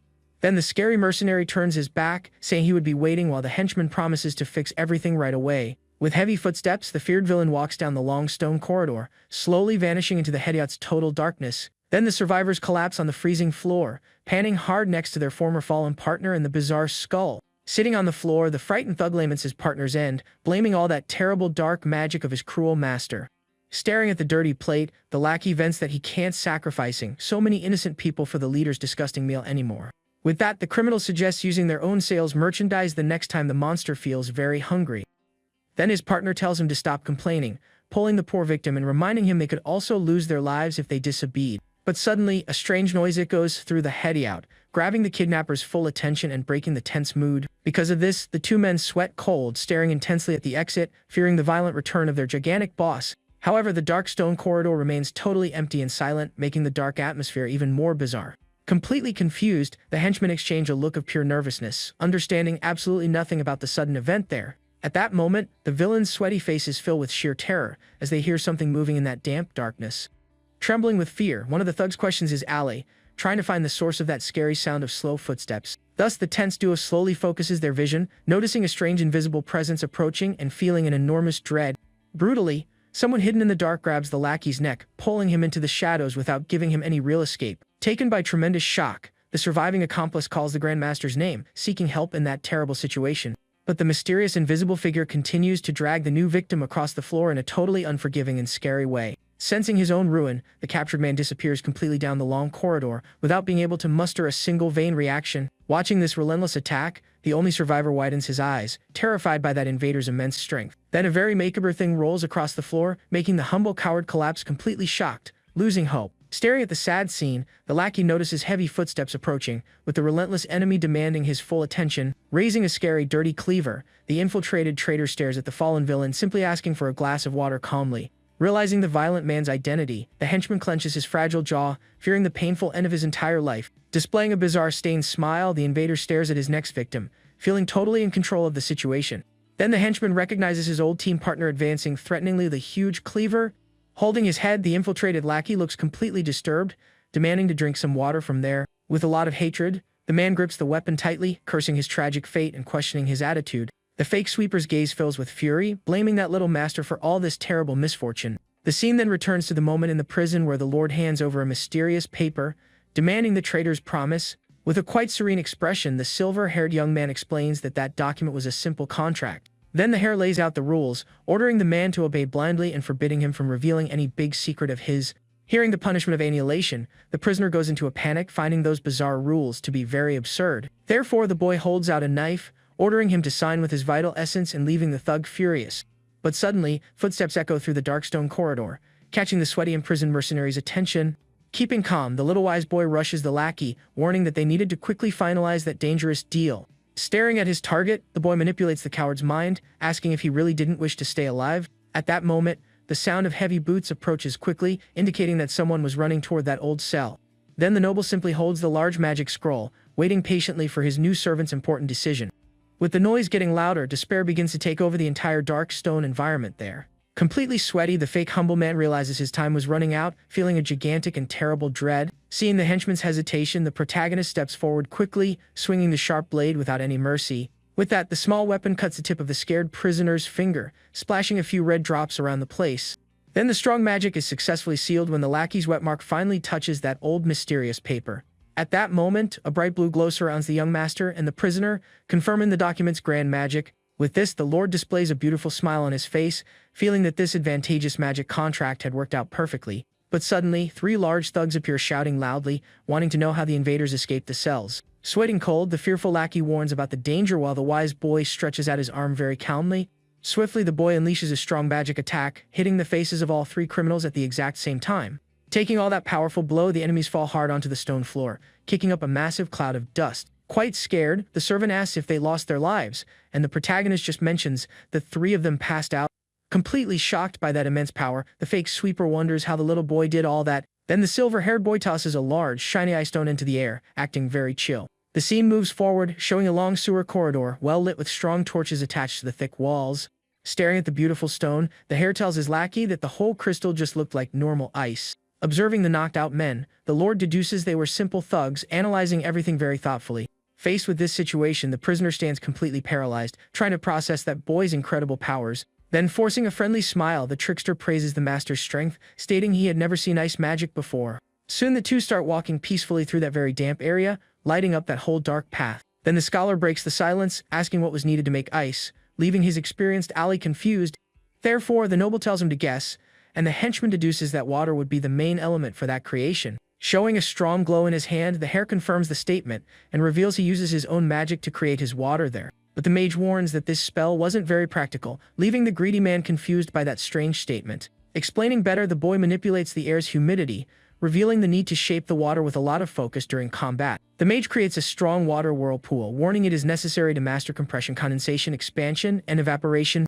Then he states that doing all of it at the same time is hard, while the lackey rushes the noble, fearing they'll be captured. But at that exact moment, the cautious henchman hears footsteps echoing through the place, turning his face very attentively. Soon the sweaty ally widens his eyes, realizing that the much-feared hideout guard had finally found them. Facing the new enemies, the hare conjures his bright aura while the guards shout, demanding answers. Without giving them time to react, the young man casts a powerful phase alteration magic, firing a strong ice attack from there. Completely surprised by that tremendous speed, the experienced thug focuses his vision on that intense combat. Thus, the violent blue strike hits the enemy's chest head on, throwing the criminal's body brutally. The fake lackey watches the hard fall, marveling at the gigantic magical talent of that incredible and rare boy. Resuming the calm explanation, Iser confesses that all this vast complexity makes this spell useless in battles.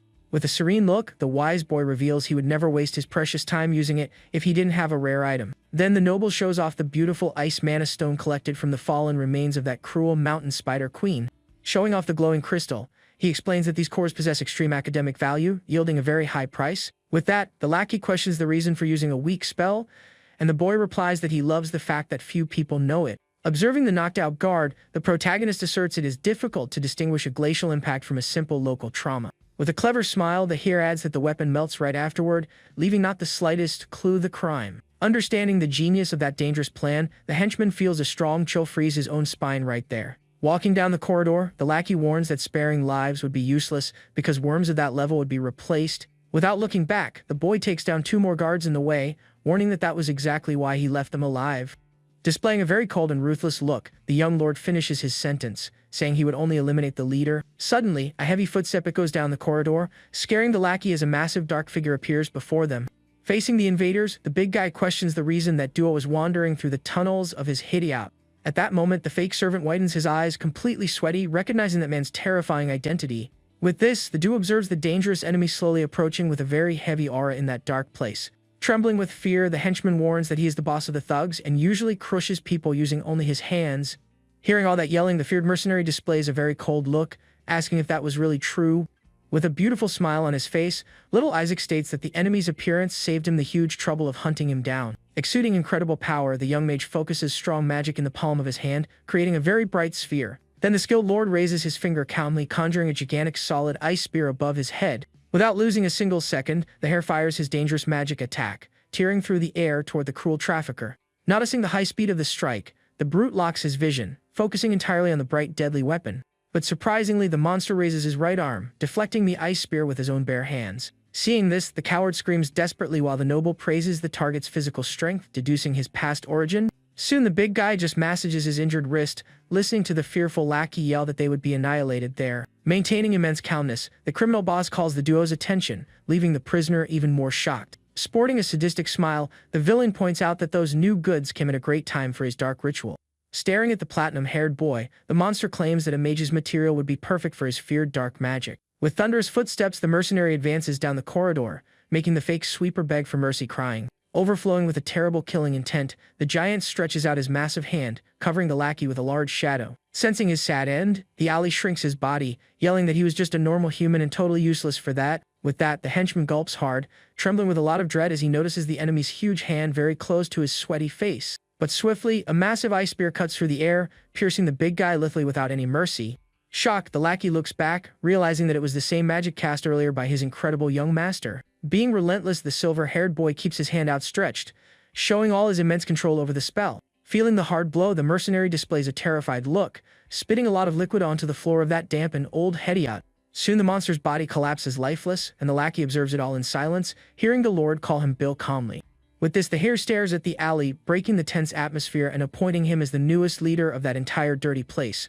Keeping a very serious look, the bright boy questions if the fake sweeper completely understood his new duty there. Swallowing hard, the scared thug just sweats cold, feeling the enormous weight of that responsibility handed to him. Then the man grips the handle of his large knife with all his might, faithfully accepting that rare mage's tense deal. With a sudden jolt, the lackey screams, running desperately down the long corridor and leaving the protagonist behind alone. Just watching the rushed escape, the wise boy remains in complete silence, taking a deep breath in that dark tunnel. Closing his eyes, the noble reflects that people can end up doing horrible things they never wanted to do in their entire lives. In that instant, his mind visits the hard past, remembering the wise and beautiful words of a dear maid in his room. Looking at his own injured hand, the boy hears the sweet woman warn that those marks would stay there forever. And remembering the warning well, the scholar feels the alley's great weight dictating his only two options from then on. Affectionately, the kind maid bandages the lord's injured hand, using a clean white handkerchief in a very loving and sweet way.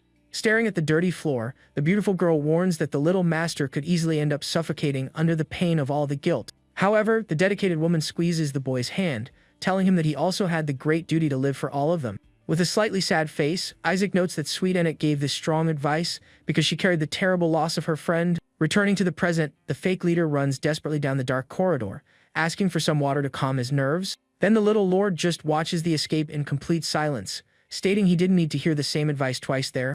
At that moment, the memory returns, showing a luxurious carriage leaving quickly from the grand castle during a cold night. Inside the dark vehicle, two beautiful maids appear totally trapped and tied up in a corner, being taken to a bizarre place. Displaying a bright golden look, the sad girl remembers that tragic moment, promising to change the whole destiny this time. With strong determination, the sweet employee walks away from the large mansion, swearing never to lose her beloved friends again. Back then, one of the employees was gossiping very happily while sewing some fabric together with the other companions. Thus, the smiling woman commented that rich nobles from the south were looking for beautiful girls from outside to marry soon. Hearing that wonderful news, another working girl showed interest, wanting to try her luck in that new region. Displaying very red cheeks, the girl mentioned knowing someone capable of taking them there, charging only a small amount. Soon the chatty employee turns her face, inviting the focused Annette and the quiet Hild to embark on this great trip together. However, showing a bit of discomfort, the kind woman refuses the invitation politely, saying she needed to take care of her sick father. Going back to the painful report, the sad maid tells the wise master that that was the last day she saw her friends. Keeping his very serious posture, the protagonist clasps his hands, deducing she was taken captive while trying to look for the girls there. Hearing the smart lord, the employee just lowers her head, confirming all that tense theory in total silence. With a look full of so much pain, the girl remembers the terrible reunion in the sewers, revealing that her friends had lost their minds. With that, she confesses that she would also have lost her reason if she had stayed longer in that bizarre place, and the young man completely agrees. The scene shifts to a bizarre slaughterhouse stained red, where poor innocent people were sold and devoured without mercy. Returning to the tense conversation in the luxurious room, the scared employee makes a huge confession, revealing she could have escaped. In the old memory, the girls stared at a rusty cell, noticing that the iron gate of the dangerous captivity was quite loose. In that terrible darkness, the poor girl cried nonstop, sobbing from pure fear and completely traumatized by all of it. Looking at the iron cell, the sad maid stared at her old friend, completely broken and with no hope of living at all. With immense regret, the sweet young woman confesses that everything could have been very different if she had stayed a few more days. Trembling a lot, she grips the old iron bars, feeling a strong pain for having left her beloved colleague behind. Listening to this sad report, the little wise boy focuses his gaze, feeling the massive weight of that entire tragic dark story. Then the employee vents that she would also have ended up eliminating her own ally with her hands if she had stayed in that place. Understanding the grave situation, the young noble thanks her for her courage in sharing all these difficult memories from the past. But at that moment, the sweet caretaker hesitates a little, revealing she still had a strange doubt troubling her mind. The memory soon changes, showing the day the cruel mercenaries decided to send the women back to the large mansion. At that time, the two girls were extremely happy and hugging for finally managing to escape that cruel end. However, the mysterious Hild bit her nails, trembling with fear, claiming that bad things would happen if she returned to the castle. Thus, the girl concluded that her partner would end up losing her own life if she set foot in that grand house again. With a serene look, the dedicated maid asserts that her colleague wasn't afraid of receiving a simple punishment from the masters. Evaluating the clues, the silver-haired boy puts his hand on his chin, promising to investigate this whole massive mystery. The scholar stares at the employee in complete silence while she clasps her hands together in a very sweet and respectful way. Displaying a beautiful smile on her face, the kind woman reveals that another coworker ended up mentioning something quite curious. With this, she claims that the thug's sudden kindness in letting them go was solely because of the young lord's massive influence. Sweating cold, Isaac hides his nervousness, thinking that theory is absurd while noting those girls' great cleverness. Blushing slightly, the sweet girl guarantees everything makes sense, because he would be the only noble to pay attention to simple servants. Being deeply touched, the hare shows a calm smile, listening to that beautiful and sincere compliment coming from his ally. The maid tries to say something else, but the young noble quickly interrupts her, asking them to continue that conversation later. With this, the hare gets up from his huge wooden chair, getting ready to leave that luxurious office quickly. Then the little boy pushes the heavy door and leaves the place, leaving his curious employee alone in that large room. Walking down the hallway, the little wise boy sports a nice smile on his face, showing he is plotting some genius plan. Thoughtful, the protagonist notices the girl's great hidden talent and decides it would be very worthwhile to teach her magic. The scene advances, showing the massive and luxurious castle shining brightly under the warm light of a new and beautiful sunny morning. In the backyard of the place, two employees chat quietly, wanting to know gossip about the return of the beloved old maids. The gossips say that Isaac picked a nasty fight with the head butler to manage to pardon those young women. Suspicious, the servant questions this effort from the master, suggesting the boy was already at an age to have certain silly desires. Passing by, the fake lackey hears everything and walks silently along the castle walls carrying a heavy box. Then, very cautiously, the suited man kneels near the ground, opening an old wooden door hidden in that floor. Arriving in the dark basement, the serious worker stores his cargo in a corner, revealing it to be a very secret hideout. At that moment, another strange man appears from the shadows of the place, calling that infiltrated worker the big boss. Soon the green-haired lackey rubs his hands together, wiping off all the dirt from his heavy work from that exhausting morning. Totally irritated, the traitor scolds his partner, warning that he didn't want to be called that way in a public place. His mind travels to the tense conversation in the sewers, where he explained that eliminating thugs wouldn't solve anything there.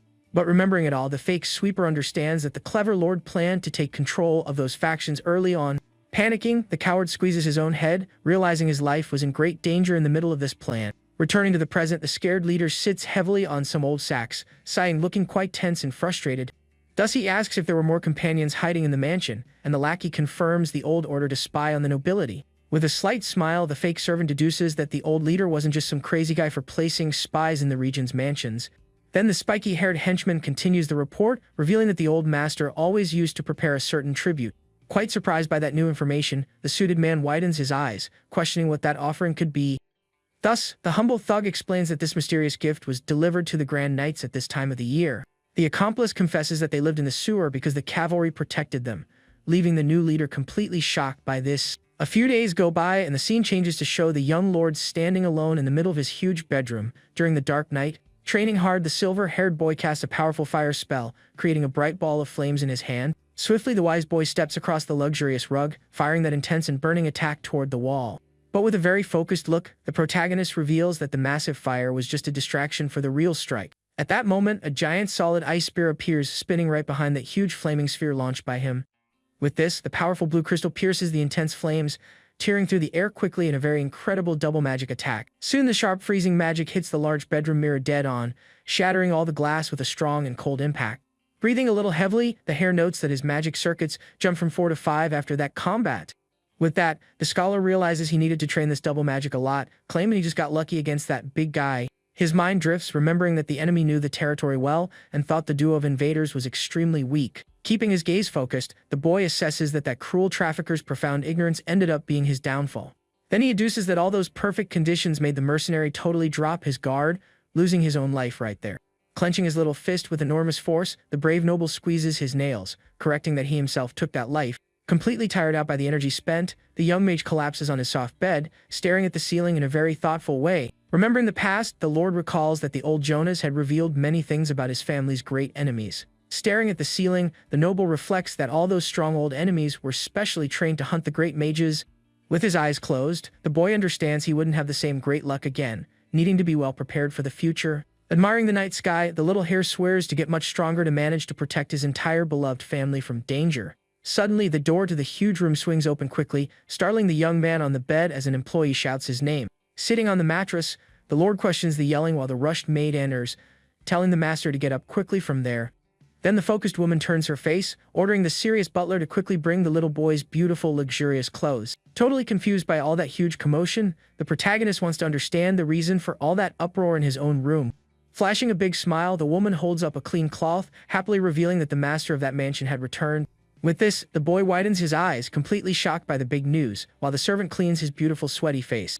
Then the dedicated employees get together to dress the little wise boy in his finest and most elegant shirt for that long day. The scene changes, showing the family's massive castle welcoming a mysterious warrior riding a dark horse through the grand gate. Staring at the man's broad shoulders and huge sword, Isaac questions privately if his own father was really there. The scene changes, revealing several white marks scratched on a dark wall, showing the long passage of time in a gloomy place. Inside, a white-haired man remains seated on an old wooden chair, reading under the dim light of a candle.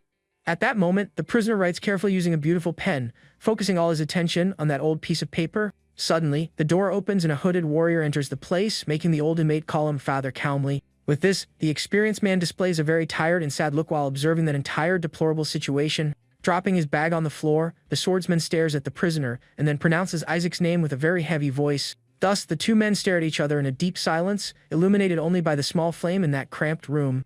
A short time later, several strands of white hair fall onto the dirty floor, cutting through that tense mood in the dark room. In an act of compassion, the experienced warrior uses scissors to cut the inmate's old locks in a very gentle way.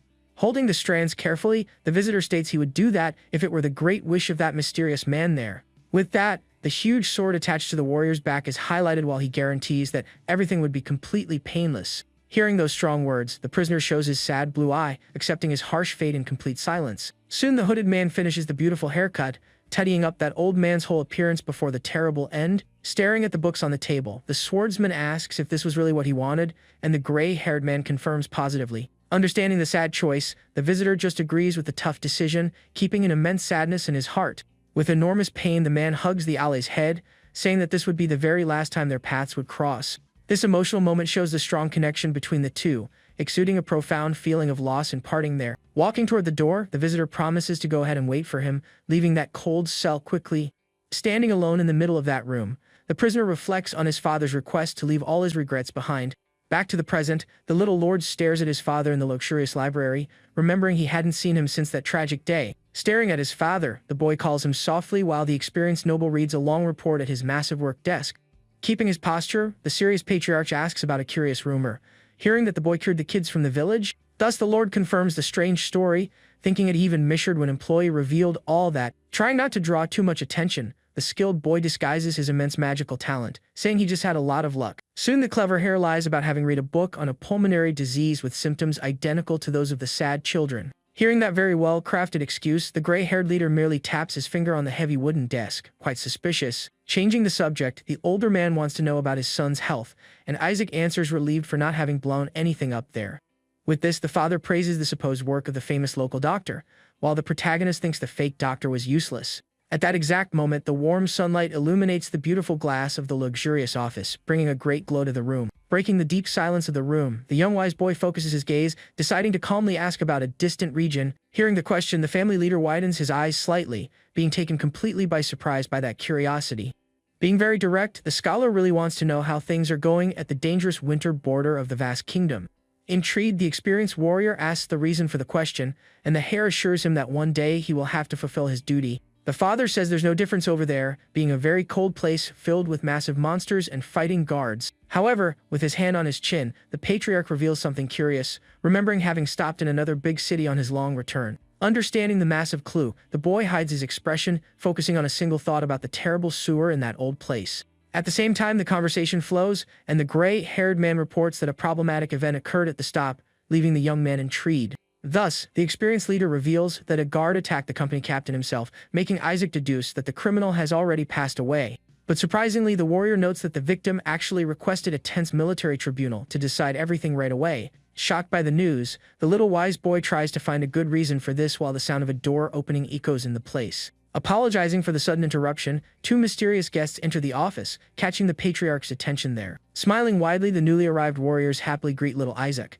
Noticing how much the boy had grown, keeping his very analytical gaze, the young lord observes every small detail on those two imposing and strong soldiers. Then the skilled boy notices the severe injuries and the large bandage covering that confused man's entire right ear. Analyzing the beautiful emblem engraved on their uniforms, the scholar quickly recognizes the mark of the feared border fortress. Putting all the pieces together, the protagonist concludes privately that the bandaged soldier is the true victim of that fake mutiny. With this, the serious father asks the duo to enter the room and dismisses his smart heir, so they can talk alone in that room. Being very obedient, the little lord bows and walks calmly toward the massive hallways of that large mansion. However, before fully closing the door, the silver-haired boy hears the leader authorize the tense military tribunal right there. The taller soldier asks for the traitor's execution to maintain order, while the noble claims the ally is being too impatient. Not wanting to give in to that immense pressure from the subordinate, the experienced patriarch prefers to ask for the injured warrior's opinion. Through a small crack in the door, Isaac sees the bandaged man stating that he would simply follow all the boss's orders, but the impatient colleague doesn't understand so much calm after a cut-off ear, while the wise heir finally walks away from the place. Walking along the long rugs, the young mage gathers all the evidence, processing the massive mystery behind that attack. Displaying a cold look, the boy understands there is a major secret surrounding the strong military men of that dangerous border. Suddenly, the calm and quiet moment is broken by loud, hurried footsteps echoing through that entire huge empty hallway. Soon a sweaty household employee runs toward the heir, asking the noble to accompany him quickly to another place. Totally desperate, the panting lackey widens his eyes, stating it was an emergency and startling the little boy a bit there. The scene cuts to a beautiful and cold balcony on the property illuminated by the strong daylight, showing two figures talking alone. Far from the ears of the other workers, the smart protagonist wants to quickly know about all the confusion from that tense employee. Coughing slightly, the nervous lackey reveals to the young master that he has been hearing rumors about the dirty people trading business in the sewers. Then he explains that some powerful guys received huge bribes to simply turn a blind eye to that crime. Very focused, the silver-haired boy asks the identity of these men while the sweaty ally just swallows hard.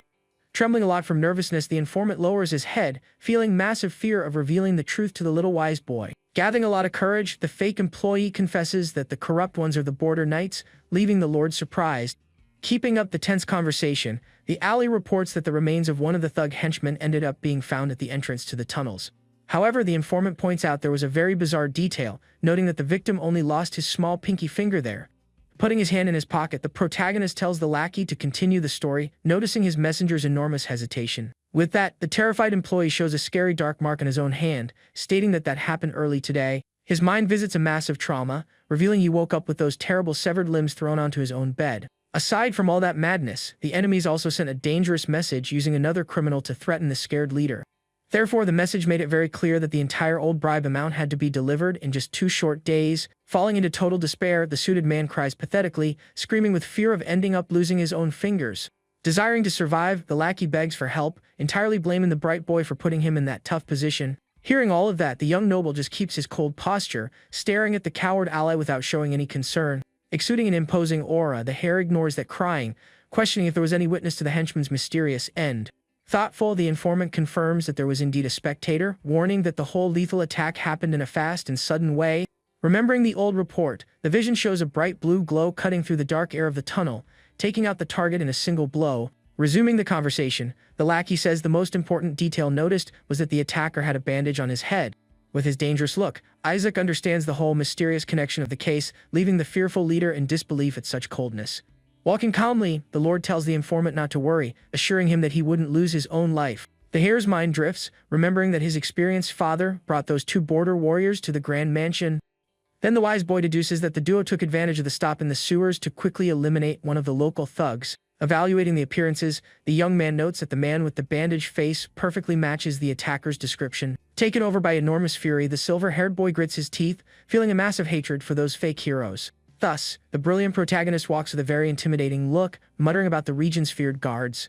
With this, he concludes that if the whole story is true, the warriors are nothing but a disease that needs to be eradicated. A short time later, the little noble arrives at the castle's gloomy dungeon, stopping silently in front of a guard there. Surprised by the sudden visit, the experienced sentinel asks why the little master was in that dark place.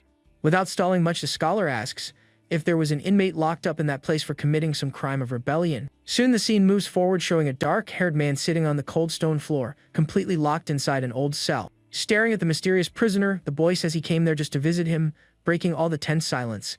Observing everything, the Lord reflects that the main reason for seeking out the convict was to confirm one single, crucial thing. Therefore, his biggest intention was to try to figure out if those strong knights really had a connection to the thugs. Analyzing the serious situation, the boy deduces that the rebel must know something important since he dared to attack his bosses. Being very direct, the smart hare calmly asks if the quiet man knows a feared criminal organization around there. Completing his thought process, the brilliant wise boy comments he has already heard several rumors about their terrible dirty market. In that exact instant, the prisoner squeezes his own hands very tightly, trembling quite a bit in the middle of the immense darkness. Displaying a look filled with pure fury, the former soldier lifts his face, staring intensely at the little master.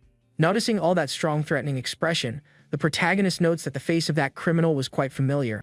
Staring at the inmate, the young lord asks if he knows the real connection between the terrible sewer and his company captain. Hearing this, the injured man remains in a deep silence, showing no desire at all to answer that question. But suddenly, the prisoner pulls his heavy boot back a little, making the old iron chains rattle on the floor. With a sudden movement, the ex-soldier steps forward and grabs the thick cell bars with a lot of force, saying he would be very direct. Staring at the boy with a deadly look, the rebel claims to know absolutely nothing about that whole tense situation. Noticing that clear lie, wise Isaac merely keeps his cold expression, focusing his beautiful blue eyes on the inmate. Maintaining immense calmness, the little hare ignores the rudeness and asks what that scary warrior's name would be. Totally confused by that sudden calmness, the inmate drops his guard, revealing his name was Carlson at that moment. Hearing the fake name, the scholar displays a slight and victorious smile on his face, perfectly remembering that dirty face.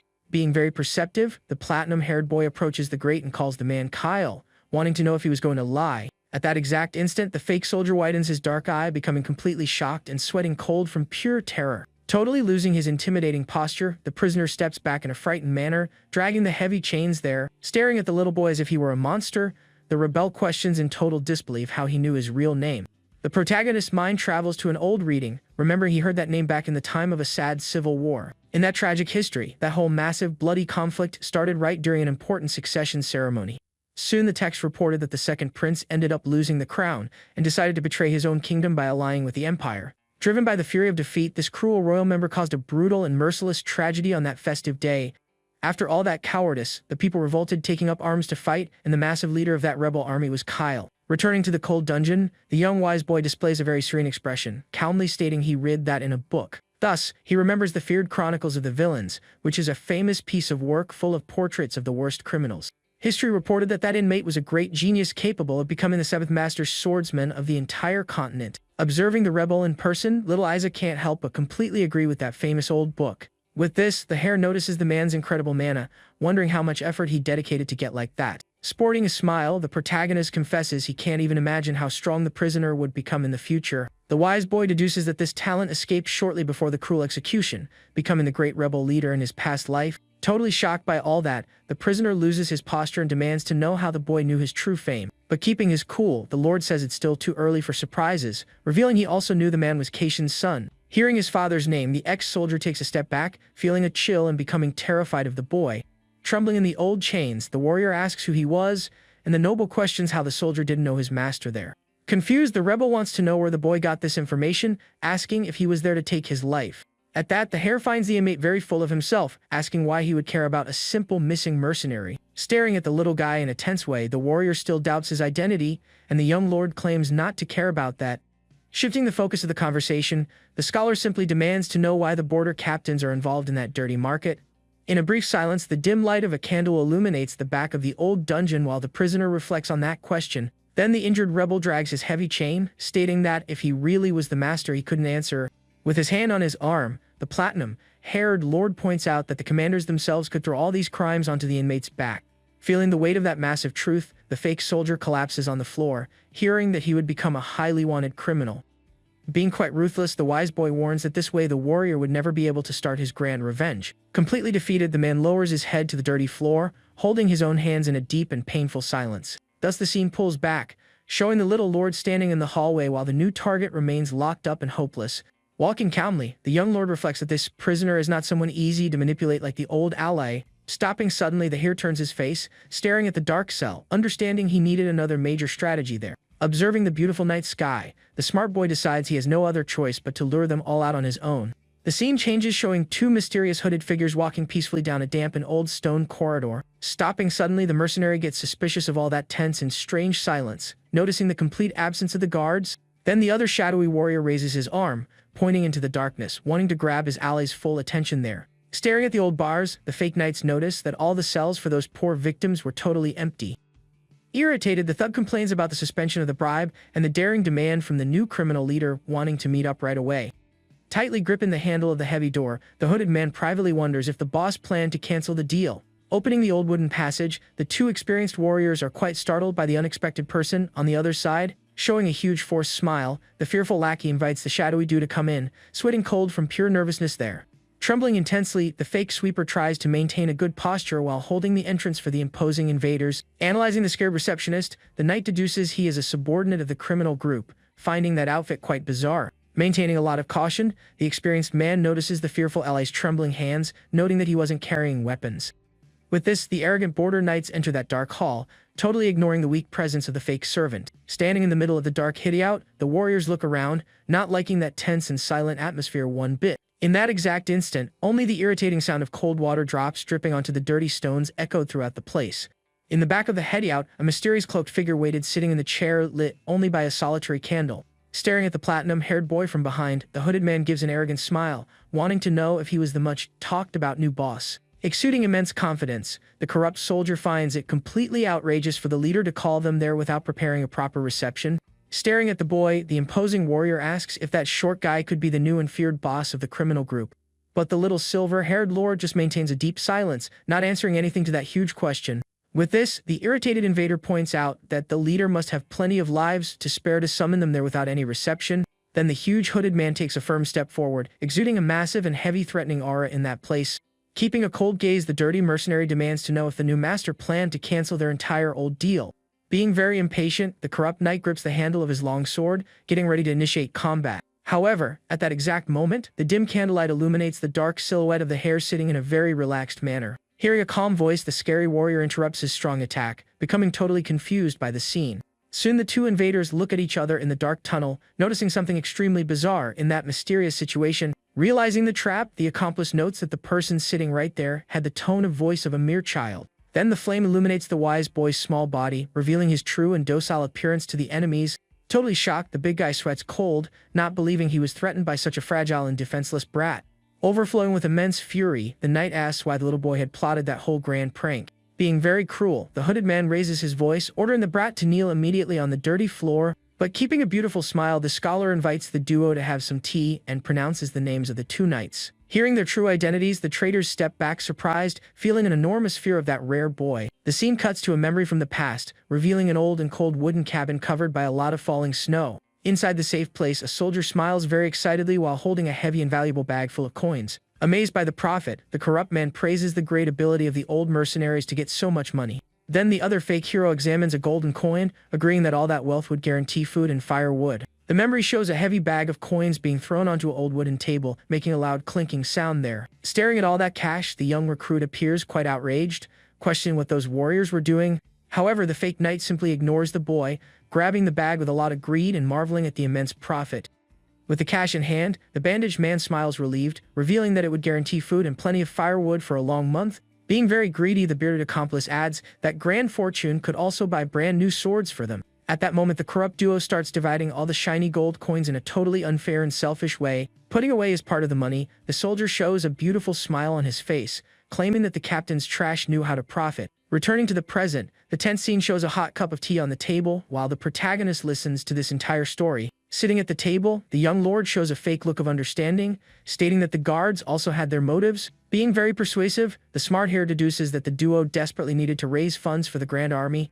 Thus, the platinum-haired boy deceives the corrupt men, claiming he understands they had to steal from the mercenaries for a good cause. Remembering the family patriarch, the wise boy confesses that his own father was a very rigid and inflexible man. Falling perfectly for the trap, the traitor gets up from the table very excitedly and confirms that entire made-up lie. But suddenly changing his expression, the little wise boy stares at the knight, telling him he was making too many excuses. Displaying a ruthless look, the noble asks why they kidnapped innocent civilians, and the man tries to blame the captain. Seeing all that terrible and pathetic desperation, the scholar merely stares at them in complete silence, judging the traitorous duo. Keeping a cold posture, the hare closes his eyes calmly, stating he was ready to give his verdict. Following that, the boy opens his bright blue eyes, staring at those two fearful criminals sitting in front of him. Without giving any time to react, the young mage sentences the fake heroes to their end, leaving the cowardly knight very terrified. Hearing the notice from the feared military tribunal, the traitor slams the table yelling, asking if the young man didn't understand them there. Listening to the dreaded verdict, the irritated knight displays a terrified look, grinding his teeth in pure rage there. Without any hesitation, the traitor grabs his weapon, asserting that he shouldn't expect anything from a brat like him. Totally furious, the fake hero turns his face, demanding that his companion not just sit on the bench. With great determination, he orders the partner to get up at once, pointing out that they both were the great swords of the family. Slowly, the warrior pulls his heavy shiny blade, claiming he would do anything to protect his master. Fully drawing the weapon, the ruthless mercenary threatens the lord, claiming to be ready to cut down anything in front of him. Seeing that madness, the fearful partner gets scared, questioning if his partner was really being serious about all that. Trying to convince the ally, the soldier notes that the grand leader of the house still had young little Jonas as an heir. Staring at the boy in a deadly way, the traitor concludes it would be much better to eliminate that terrible ticking time bomb right away. Soon the enemy's long sword emanates a strong bluish power, showing the dangerous killing intent of that cruel man. With heavy footsteps, the warrior advances across the floor, rapidly activating his entire impressive bluish aura around his body. Merely watching the charge, the wise boy shows no dread, finding that whole tense situation quite interesting. Keeping his arms crossed, the little noble notes that the fake hero really planned to use his immense magical power. Overflowing with pure hatred, the corrupt man advances relentlessly, preparing his lethal attack against the fragile child. Watching the strike, the sad companion hesitates, sweating very cold and wondering how things got to that point. His mind flashes back to the past where the two laughed happily, remembering that it all started with a good intention from the duo. Trembling a lot, the big guy tightens his grip on his own sword, questioning the current and cruel actions of those partners. Seeing the fake hero approaching, the protagonist stares at him coldly, asking if that terrible act was for the family. Suddenly, the irritated invader widens his eyes and stops the fatal strike, locking his body completely in place. At that moment, wise Isaac quotes the captain's old oath, where the faithful warrior promised to be the family's shield. Then the scene goes back to the past, showing the strict captain taking the soldier into the snow, wanting to discuss a serious matter. With a deep look, the old leader asserts that a blade capable of cutting anything without breaking is a masterpiece. But pulling out his dangerous weapon slowly, he totally changes the tone of the conversation, making the mood very tense there. Then the master warns that when a perfect weapon gains a will of its own, it simply becomes a demonic sword. Back to the present, the red-haired invader is shocked to see his partner blocking that strong fatal attack. At that moment, a loud metal sound echoes through the hall as strong sparks fly from the violent clashing of the blades. Blocking the strike, the bandaged big guy reveals he only understood the captain's warning after losing an ear. Seeing the betrayal, the enraged warrior agrees that the old boss was indeed right about all that greed. Sweating cold from pure nervousness, the thug realizes that his old friend was fighting seriously to protect the brat. Totally indignant, he curses his partner, asking if the coward lost his mind by defending the enemy. But keeping a firm posture, the large knight accepts the situation, claiming that all of that was just their karma. Pushing the heavy weapon, the sad warrior asks the ally to be honest with himself about their wrong actions. Thus, the two old companions begin a tragic duel in the middle of that huge, dark, and silent hall. Staring at the redhead, the bandaged man confesses that that mountain of money was not used merely to help the border. Hearing the harsh truth, the mercenary locks his body completely, feeling the weight of guilt hit his greedy mind. Without missing this opening, a swift and deadly attack tears through the air, dropping the red-haired criminal onto the freezing stone floor. With that, a few red drops drip onto the dirty floor, marking the sad end of that former traitor to the family. With the fight finished, the platinum-haired boy just observes the survivor, deducing the real reason for the old revolt. Lowering his head, the sad soldier reveals that the duo tried to silence the late boss when the chariot was discovered. However, the young mage finishes the sentence, pointing out that the two lost the fight and the kind captain spared their lives. The memory shows the big guy kneeling while the kind boss cuts off his own ear, asking him to listen to the grand truth. With this, the little lord deduces that the warrior stopped the execution of the old leader because he felt an immense weight on his own conscience. Hearing those words, the remorseful soldier lowers his head, remaining in deep silence in the face of that grand truth. At that moment, the big guy's legs start to tremble a lot, demonstrating all his immense fear and strong despair there. Totally cornered, the bandaged mercenary mutters, wondering what the sad fate of his beloved family would be now. But the calm, wise boy just observes the man, exuding an intimidating aura with his beautiful, bright blue eyes in the dark.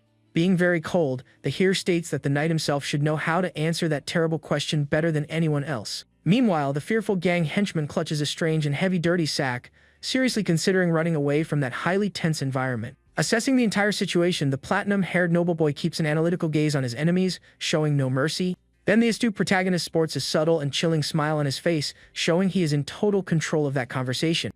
Pronouncing the true name of that survivor, the young mage gets the big guy's attention, making the mood very heavy. Being quite direct, the scholar Isaac asks if the criminal had the intention of paying for his grave sins in another way.